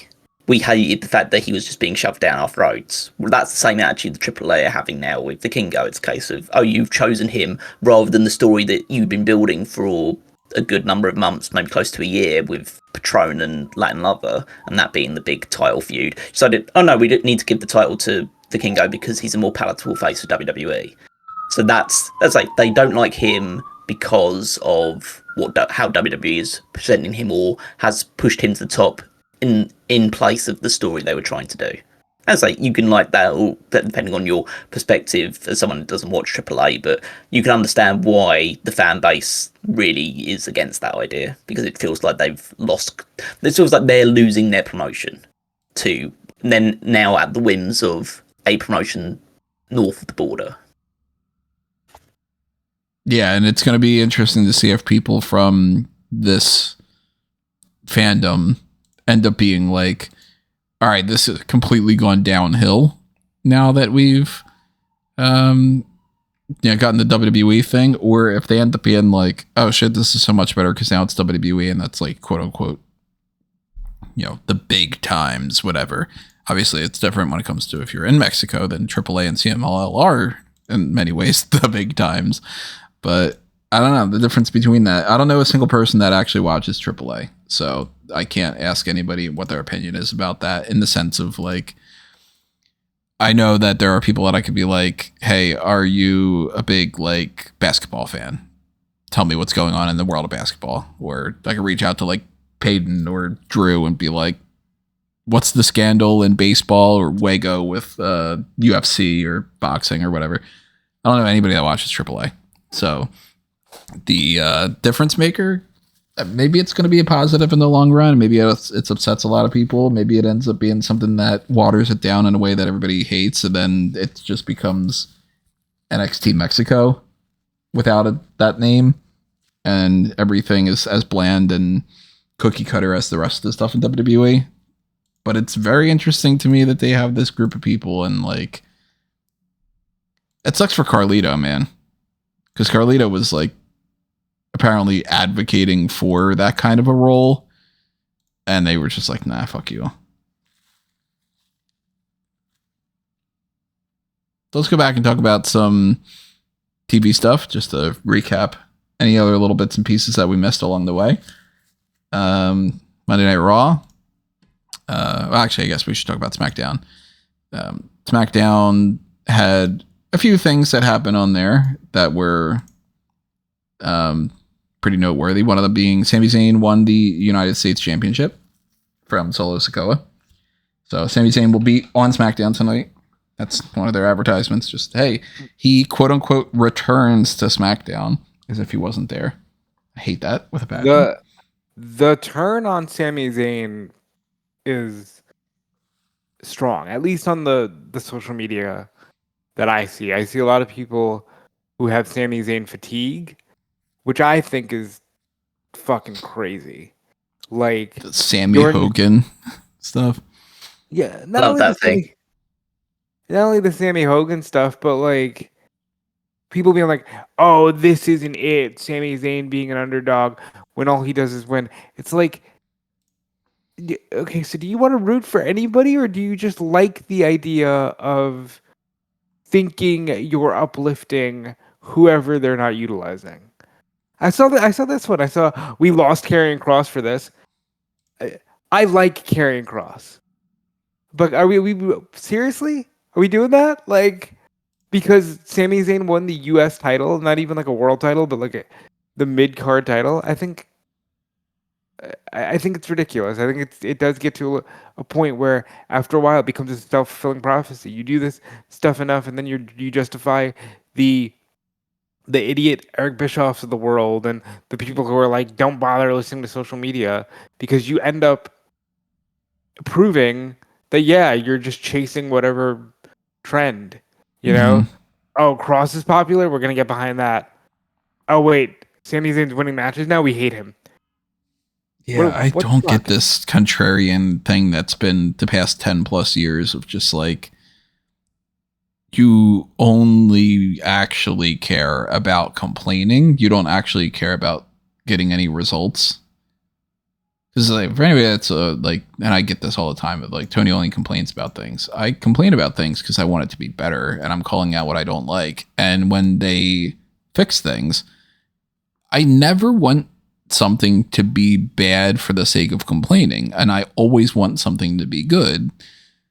And then I don't complain about it. And you know, if I'm like, man, I really hope that they push this wrestler because I like them, and then they push them, it might not work out, and I'm going to go like, oh, crap, the John Cena heel turn sucked. I was interested in a heel turn. I wanted them to do that. Turns out that they botched it, and I don't think that it was great. In the grand scheme of things, if I could go back in time and if I had control over that, would I undo that? Maybe. But maybe the end result is actually worse than what we got. I don't know. That's the whole time travel thing. But I never understood the idea about just constantly shifting to just be contrarian for the sake of it. Then like, you're fucking glutton for punishment. You don't actually want anything to be good. You just want to be a martyr, and you want to be a whining, complaining little prick. You know? Because we're living in this like extremism of people being like, Cody's the greatest technical wrestler of all time. And in order to fight that, people are like, Cody has actually never been good. It's like, it doesn't work that way. But that's neither here nor there. I think Sami Zayn's fine as US champion. Like, sometimes TV shows need title switches. I think that's cool. It seems like Sami will never get away from Samoans. Like, that seems like something he's just stuck in forever. But I think it's cool. I think it gives a breath of fresh air. That too, like the actual title change, I'm seeing, you know, quite a bit of like, some people are upset about it. Some people are upset about it because it's just that they are, you know, anti Sami Zayn right now for whatever reason. Some people are upset about it because they think that Solo Sikoa deserved to have a longer run or whatever. I'm personally of the opinion that Solo Sikoa had enough of a reign that this is not like some career neutering idea of him dropping this belt. But I also kind of feel like it occurred in January. Yeah, pretty much did. But I'm also like, he could have done more. I don't feel like Sami Zayn needed to win the title right now. And I am a little bit curious what their plan is, if they have a plan. Sometimes they put championships on people without having a plan. And sometimes the plan is not to have a great run. They would never admit it, ever. Nobody in WWE ever, unless it's after the fact, never goes, we put the belt on them and we never really had any kind of idea. We just figured we wanted them to fail. Right. But they do it. And they might not say that somebody is a transitional champion, but then you look at Zelina Vega and you go, okay, well, they clearly behind the scenes, they said, why don't we put it on Zelina for the next couple of weeks, then we'll take it off of her and put it on Julia. So I don't know if this is like we need to get the belt off of Solo, let's put it on Sammy because he hasn't won the United States title and we need to tell that story before he gets to the world title thing. And that's the only priority. So now they're just going to kill some time. He's going to drop the belt prior to the Royal Rumble, maybe when the Royal Rumble fight Seth at WrestleMania, or if it's going to be, well, we don't want to give him the world title, so we need to give him the United States title in the meantime to kill some more time and then do that story later on or something. I guess it all depends on if it's Roman Seth or Mania or if it's Sami Seth. But the title change, I'm not opposed to it. I just kind of look at this and go, my God, can we get a fucking draft already? Because wait for ESPN. Even Sammy moving over to Raw, or moving over from Raw to SmackDown, and LA Knight effectively being a Raw superstar now, I still think that they don't have his .com thing up. Then again, they did change it now? Yeah, they changed it to Raw. Oh, that's typical of the WWE website team. Took them a couple months. I think they did it after SummerSlam, I think. It's still not enough for me to freshen up the rosters. So, some of the other things factored into Clash of Paris, so we don't need to talk about those. I haven't heard anything about Charlotte Flair being legitimately injured, but it seems like maybe something was happening with Piper Niven and why she got pulled from that. That was very weird. They got the tag title match announced. Piper's pulled. It's Bliss and Flair against Green and Fire. We decided not to do that, so we're going to do an attack angle, but then Charlotte's going to come out and she's going to whatever. They booked it, this whole thing weird. Monday Night Raw came along. Typical, you can write an episode of Monday Night Raw if you've seen enough of these without even paying attention to it, because everything starts off and it's the typical division have a promo, it's Jey Uso, it's LA Knight, tag team match later on, whatever fucking thing. EO and Kabuki Warriors had their apologies and then also complained to each other. Austin segments. There's a lot. Yeah. Adam Pearce had a 30-second thing of them just going, yeah, by the way, that vacant women's world title match that we could have very easily just done this other thing, and it was the most obvious thing that we could possibly do. We waited about 3-4 weeks, and we're going to announce that in 3 or 4 weeks, we're going to do the thing that's pretty obvious. Io Sky against Stephanie McCare. So they 100% went, fuck, we don't know what to do. Can we drag this out for a month and a half? Yeah, I didn't like this simply because it just felt like something you could have announced a while ago. And this was a gripe that I had while watching the show on Monday with you, which was not only that being the lowest effort thing, but they did a segment where Punk opens the show and he's waiting by the garage door for Rollins to come in, and then you don't see him for 2.5 hours. And I'm like, there's no follow through. They keep telling you, just wait, we're getting to it. It's the same thing with this women's title thing. Why wasn't there like, hey, Naomi's pregnant, can't defend the title, but I'll tell you next week. And then last week you could have said, hey, you're going to fight EO, and because we want it to be a big deal, it'll be at WrestlePalooza on ESPN. And yeah, sure, will Paris be a little mad? Maybe, but like, at least you got the announcement out there. Or you could have just said, hey, we're going to do the match at Clash in Paris, and then booked an even bigger match for Palooza. You could have booked the 500th Io and Rhea match this year, but at least you could have said, hey, it's a banger. These girls don't miss.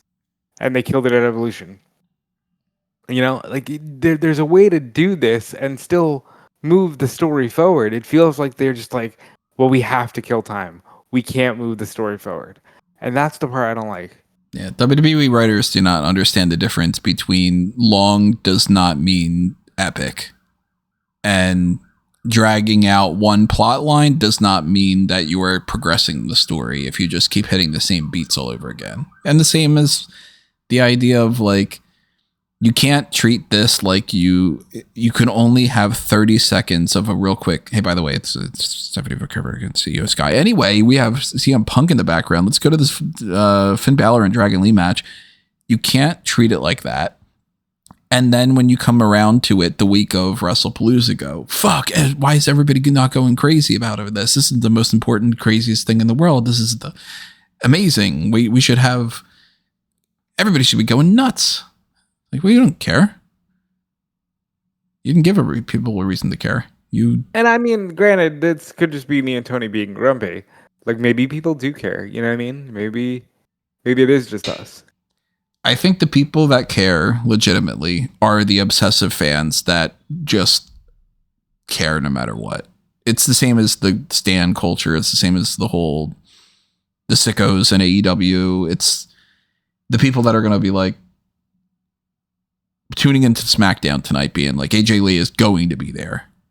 And if not, I'm going to just go. She's going to be there on Raw. And if she's not, well, she's going to be there on SmackDown. And then eventually something triggers them to go, well, now I'm excited about this, or, you know, now that happened, yay, it was all worth it, because they're just, I don't know. People have lost their minds. And somebody that's lost her mind is Bailey, and they didn't do fuck all for this week. No, Adam Pearce filled in the vignette. He said, she said some weird things, but she's okay. Yeah. Which is the same as what she's been doing. We didn't fucking film anything. Let's continue this story next week. And that somehow led to Lyra Valkyrie wanting to fight Roxanne Perez or Raquel Rodriguez instead of having anything to do with the title situation or whatever, you know. We talked about the AJ Lee stuff. And I don't think that there is anything else from Raw, as far as what I can remember. NXT had more of the babyface turn of Jada Parker, taking out Lash Legend after she lost to Lash Legend. So that's very much the 50-50 split. We want you to look like you're strong at the end, but we want you to lose so that way the other person doesn't lose anything too much crazy. Ariana Grace backstage talking to Blake Monroe. I did like this little thing where she's like, just by the way, I'm not at all related to Jordan Grace just because we have the same last name. That was kind of funny.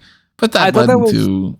Okay, but like I have to point this out because there was also a bit on SmackDown where Randy Orton and Nick Aldis did like a fireball plug. Oh, that was so stupid. Oh, I'm glad you mentioned that. These two, while it was on gimmick, Ariana Grace and Blake Monroe were like bonding over the Maybelline. Mm-hmm. And while it was on gimmick, the fact that it was so on point made me go, holy fuck, they've turned into Glow. They've turned into Glow. What is this? Where they're just like, Maybelline is so great. Anyway, isn't that Jordan Grace a bitch? Like, what the fuck? Again, this right now, it's just not appealing to me and my sensibilities as a fan. Yeah. Like that's all I wanted to say. That led to the whole thing with Callie Armstrong. I don't know why Callie Armstrong needed to be involved in a match with Jordan Grace. I thought it was good. She said you're pushing me around again and you fucked up my debut. Like, don't do this. I eventually want to kick your ass. That made more sense to me than anything. They had this thing with Javon Evans, and he was like, I'm sorry for not winning the title from Obafemi. And then Josh Briggs faked an Undertaker entrance, came out, beat him up. Later on, Josh Briggs beats Andre Chase, takes out Kel Dixon and Uriah Connors as well. So they're, kind of pivoting in that way. Candice LeRae beat Xia Brookside for that speed tournament quarterfinals. And for some reason, they didn't announce that next week is the other match. I don't know if that's just an oversight for them, but they were like, I think they did. They didn't put it on the graphic and they didn't say anything other than Vic was like, next week with our other match, if Candice LeRae and Xia Brookside hadn't come to a decision by the time limit, then it would have been, next week's match would be the finals by default.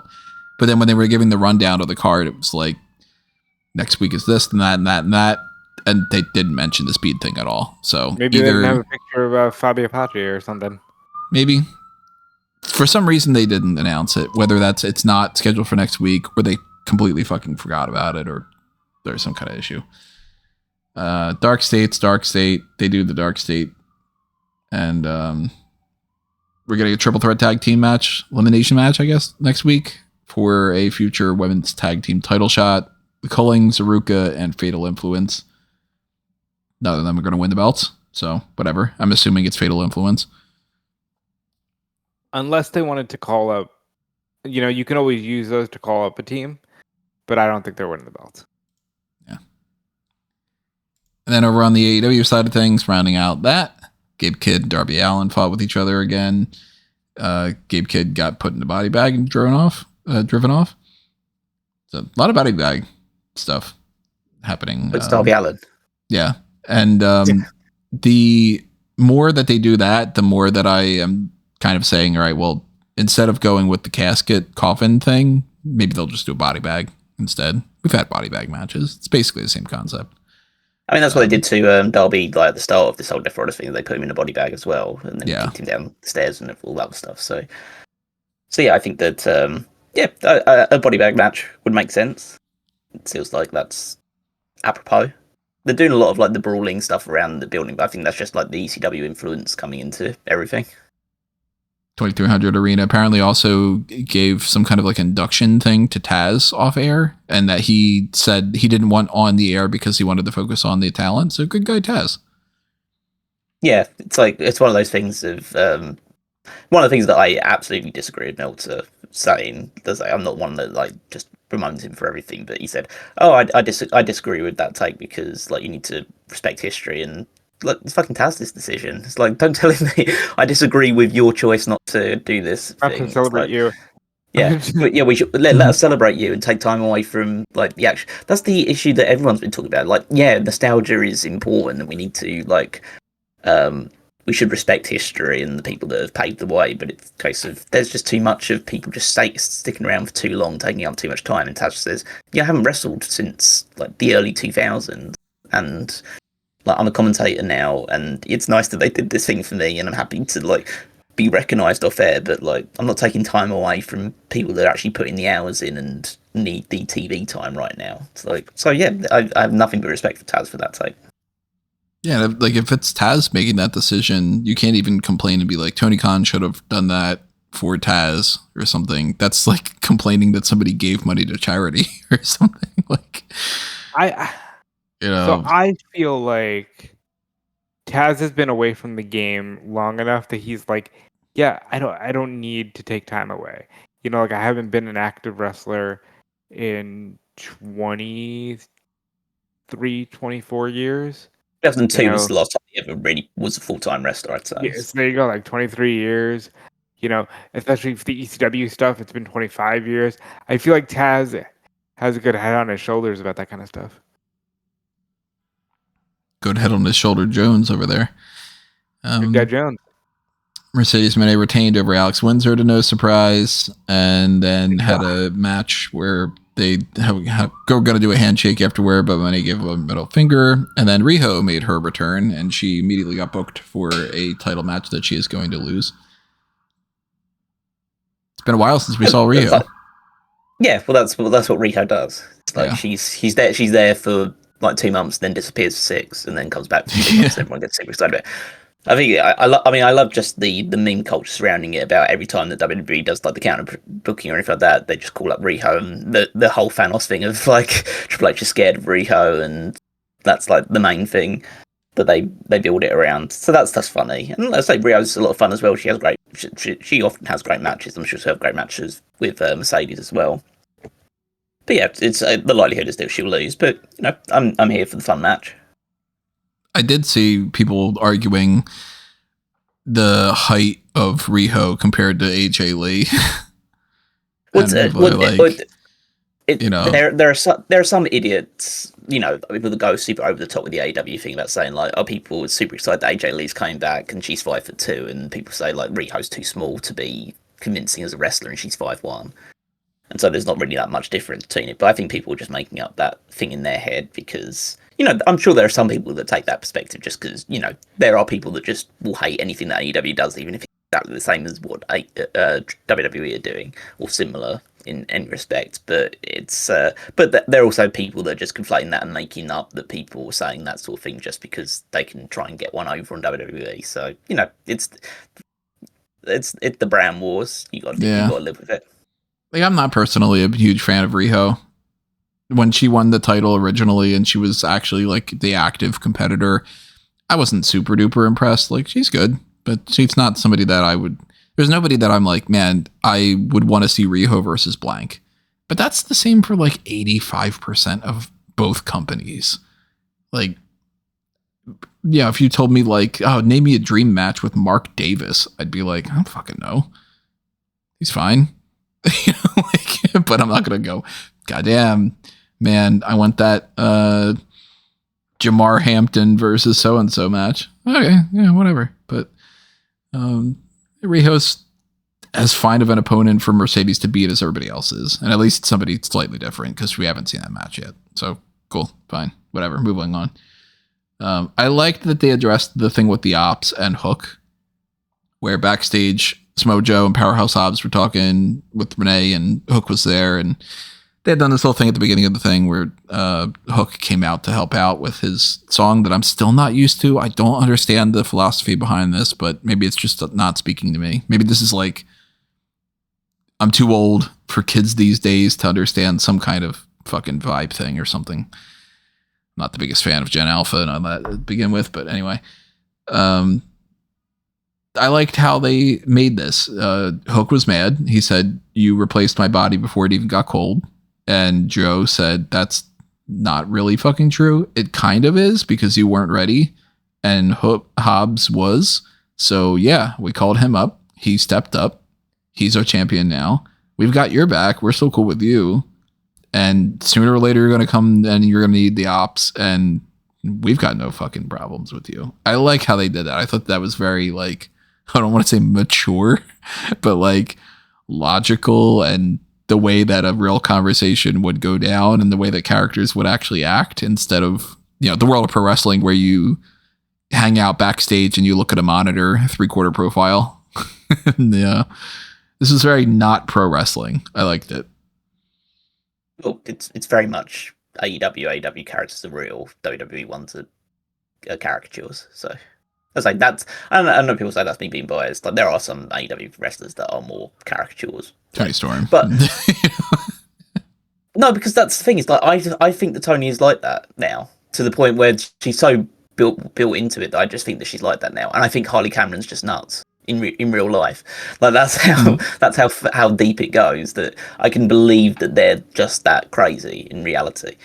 But yeah, Tony Storm, obviously, that's an example of that thing. But a lot of WWE, it's more just the way they speak in WWE. It's just like, this isn't how someone would speak normally. Like, I can't imagine like freaking going out to people and that's his actual laugh when he's actually having a conversation with people. So yeah, I'm calling him freaking now because I think it's funnier than calling him Rollins or something. I was gonna say, did you just refer to him as freaking? That's what they refer to him as, so I'm just gonna call him that now. Which, that reminds me of a side thing. Blake Monroe is so fucking, oh my god, I'm so happy I'm in WWE. And it's like to a kind of nauseating level where, like, I forgot to mention whatever week it was where she goes and she threatens Booker T because Booker T got her name wrong. He called her like what was it? It was Monica Monroe, I think. Something like that. And the next episode that she was out there later on in the same episode, she cut a promo and she was like, "Oh, by the way, Booker, get my name right, unless you want to be at a medical facility." And I'm like, "Oh no, you grew up in the era where they couldn't say hospital and it's burned into your brain." But I specifically, I know what you're talking about, and I think she specifically did that to tap into the whole WWE superstar. Like, I think she almost did it as like a troll because she knows that people are kind of clowning on her a little bit. But she also definitely has the vibes of like, I'm just so happy to be here that I get what you're saying. Maybe Crazy. to clown on people, she should like do some good stuff. maybe that's how you clown on people, is to, you know, actually do something that's interesting creatively. Nah, you can't do that. You got to just run to the same door. Other people like there was again, I'm going on a bit of a sidetrack here, but it's just like how perpetually online I sometimes am. But seeing some post out there about because you know did that Mariah May thing about her like getting her lip busted open or having a blood capsule in the mouth or whatever it was, like bleeding from the mouth on this, etc. And people say, "Oh, Triple H finally got in Sean's ear about how you got to treat her like the crazy woman that she was, like the loose cannon that she was in AEW, rather than like generic heel number 3." Saying, you think Triple H fucking cares about how she's presented in AEW? It's like saying, oh no, he must have had huge plans for her because they went into big negotiations with her. It's like, he had huge plans for her. Why is she in NXT? Like surely if he had huge plans about how she was going to be presented, surely she'd be on the main roster and he'd be presenting her in that way, rather than, you know, just having to go to NXT in the first place. So it's like, you know, these people make up so many weird headcanons about who's doing what and like how I'm so glad that I'm not chronically online. I have no idea what the fuck you're talking about. I just saw it. I was literally just on Twitter, and like, to be fair, my thing is very anti-WWE curated, which is the way I like it. So, but as if that isn't anti-WWE curated. That's people saying, "Oh, Papa H is going to solve everything." I don't know why that popped up, but like, I immediately just, you know, I laughed at it because it's such a ridiculous assertion. Like people roundabout doing their kind of conspiracy theories when it's like, you know, she probably just like hit her and she maybe busted her lip a little bit, you know. Like, yeah, it does happen. Yeah. It's pro wrestling, happens all the fucking time. The way I saw it, it's because I'm just story or something, because I'm just so used to WWE doing this sort of thing nowadays. I just assumed it was a blood capsule in the mouth because I hadn't actually watched the segment. I assumed she just get busted open like properly, and it was just like either intentional or unintentional. But I just assumed, oh, she's put some sort of blood capsule in her mouth because that's what they do. It was awkward enough that I'm pretty sure that it was just a real thing. Okay, that's good to hear. Yeah, maybe she's a good enough actress. I don't know, but she kind of gave me the impression that she was just like, oh fuck, I'm bleeding. Having watched her a lot in AEW, I could probably answer that as no. You say maybe she's a good enough actress? Nah. Yeah. Let's move on. You know, she's someone in AEW that did WWE speak. So 100%. Yeah. Yeah. Yeah. Then you got people that definitely don't like Mark Briscoe.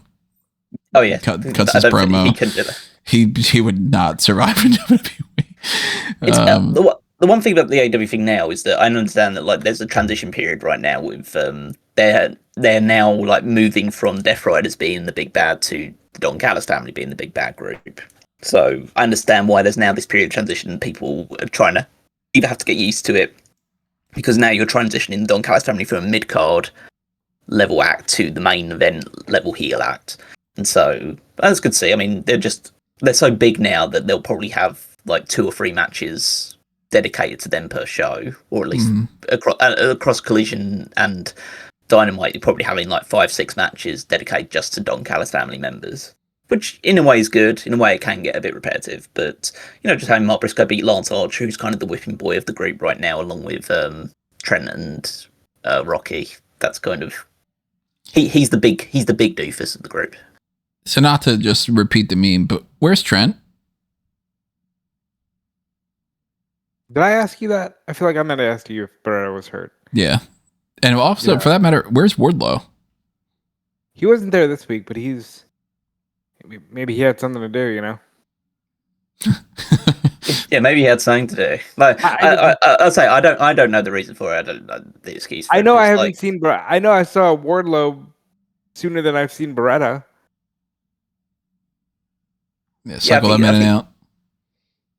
Yeah, you got enough people now. Like so, and certain people just like either hurt or they're busy or they've got other like engagements. We don't know what else they're doing in their personal lives. They might just ask for a couple of weeks off or something, and say, yeah, we've got 9 other members. I think we'll be fine if we don't have Trent around for a couple of weeks.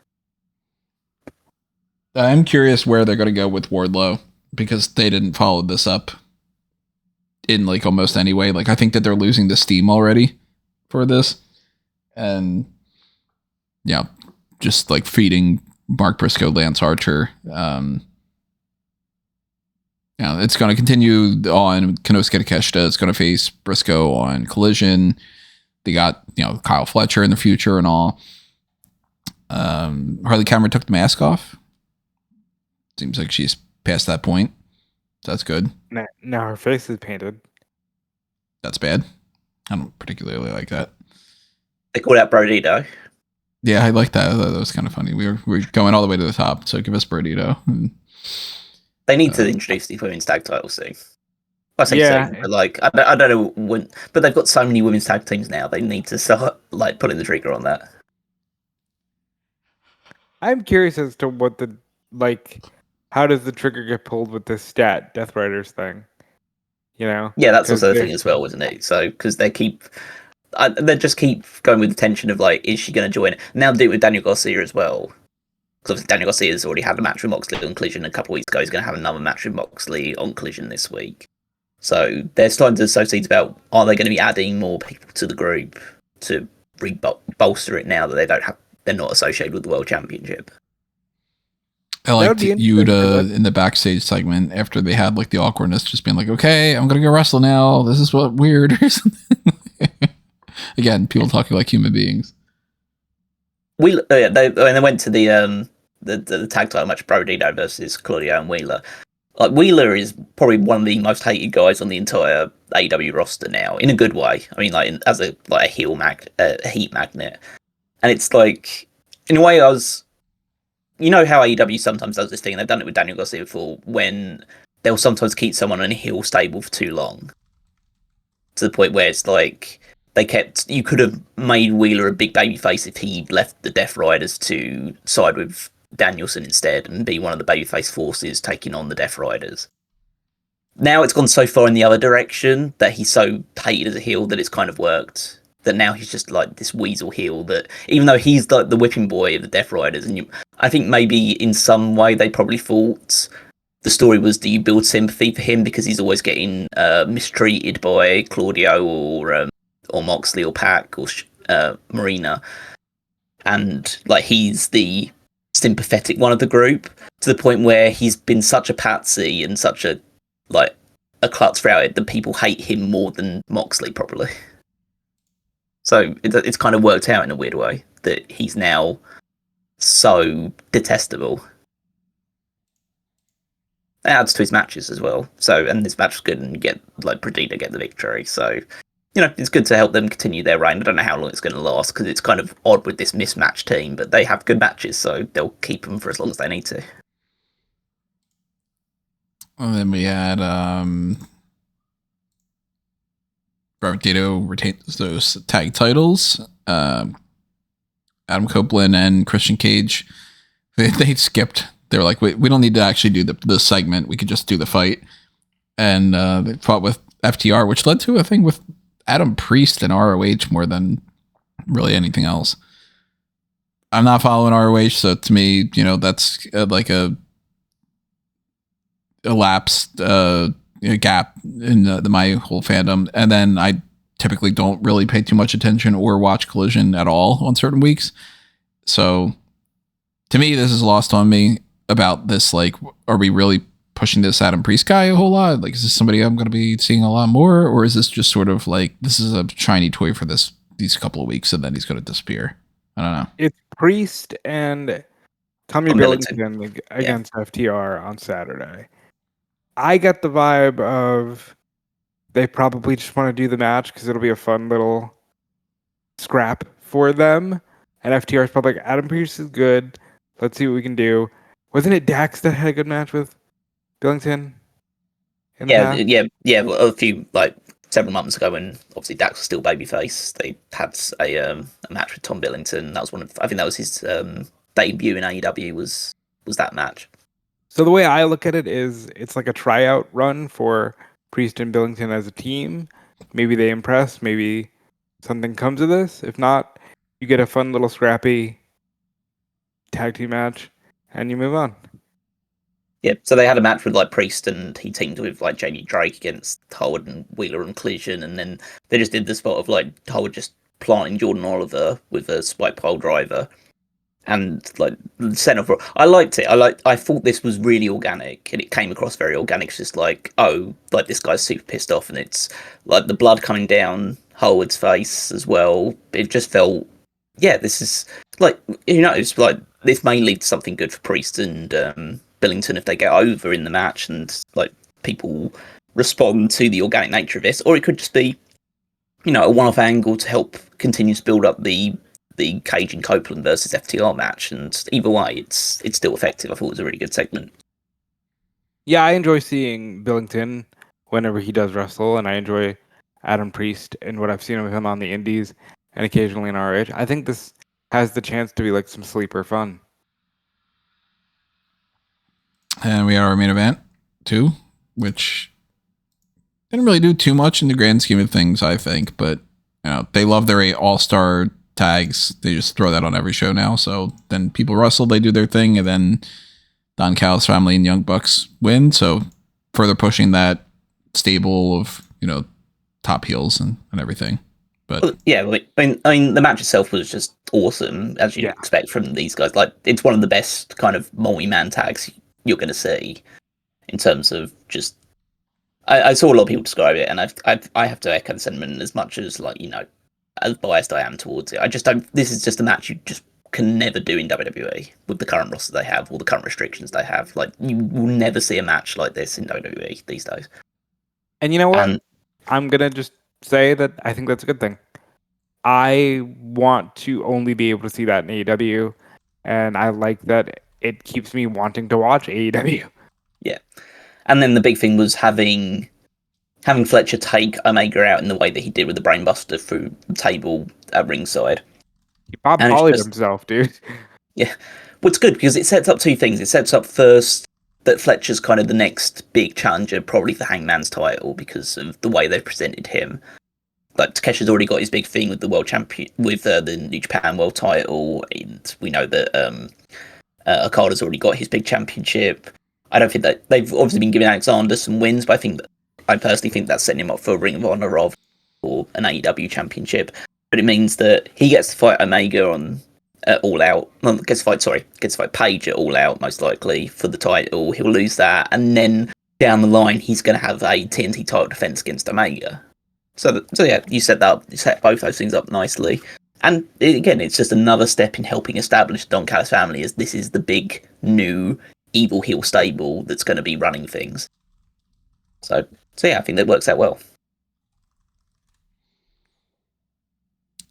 So any other topics you guys feel like tossing out for this episode? Well, they just added Michin will challenge for the WWE Women's US title. At fucking 5:30. Why did they wait so long anymore? You mean to tell me you didn't have this fucking planned last week? Okay, last week is a bit of a stretch. I'm willing to bet they didn't have a plan last week. Weren't they supposed to have Julia defend her title last week as well? Then they decided to just put Kiana James. And they didn't. No, they had set up a whole thing where it was like Kiana said the previous week, 2 weeks ago, because we have to drag everything out for a fucking month. After a few weeks of Michin being like, I want a title match, Kiana James was eventually like, you have to fight me first. And then they fucking decided, hey, the best way that we could do Kiana James coming up and doing her first match for a while is if she loses in 5 fucking seconds. And then, the implication being that Michin would have a match soon for that. So it's like, all right, it's going to happen next week. They didn't announce it. But it's like, you set it all up. Now they have, baby. Fucking 5:30. What is up with this? Why did Tony Khan does it too? NXT is the only show that they announce anything for anymore.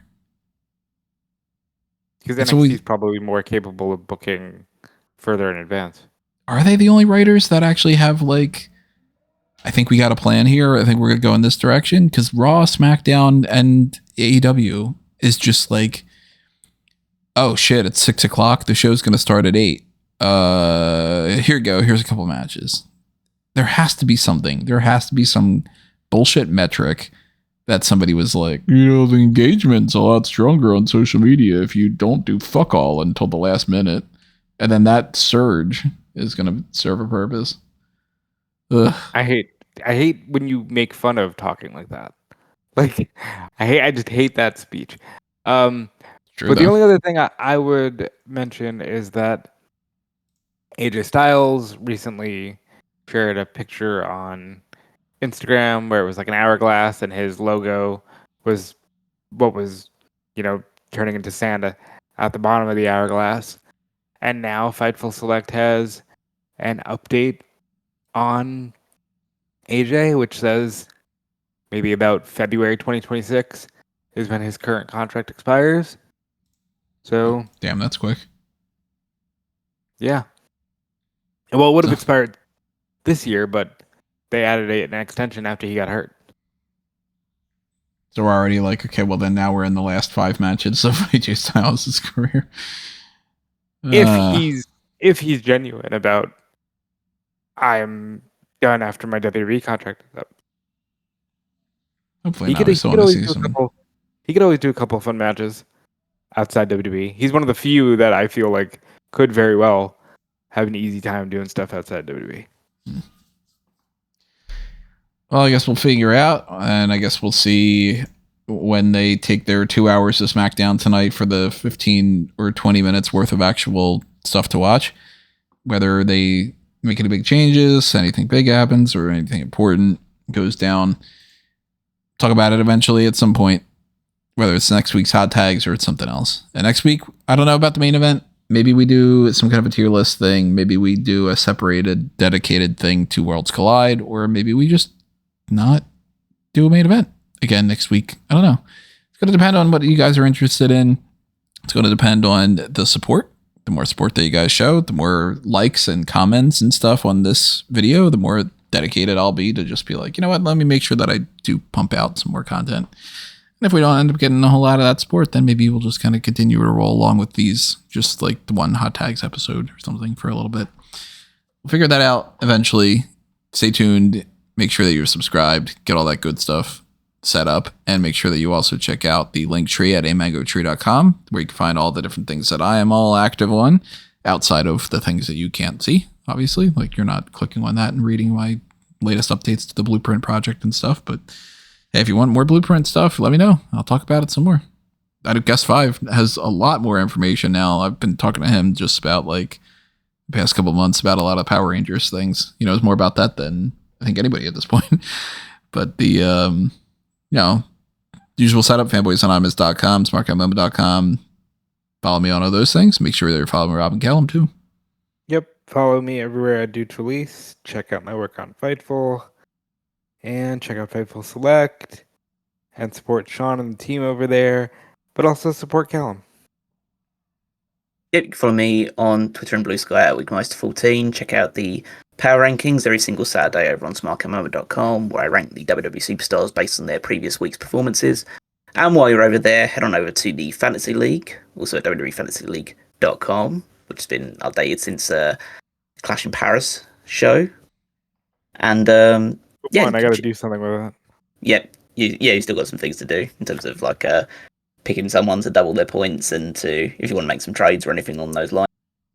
But follow along to see how the how our rosters are doing, who's picking up points as we head towards whatever the next show, WrestlePalooza. That's it. How could I forget? You're not counting Worlds Collide? Yeah. No, I mean, technically you'll still get a lot of points for that. You'll still get a lot of points for that. It's still a WWE show, so you still get points for it, but it's not a prediction based show. Yeah. Go prediction based show.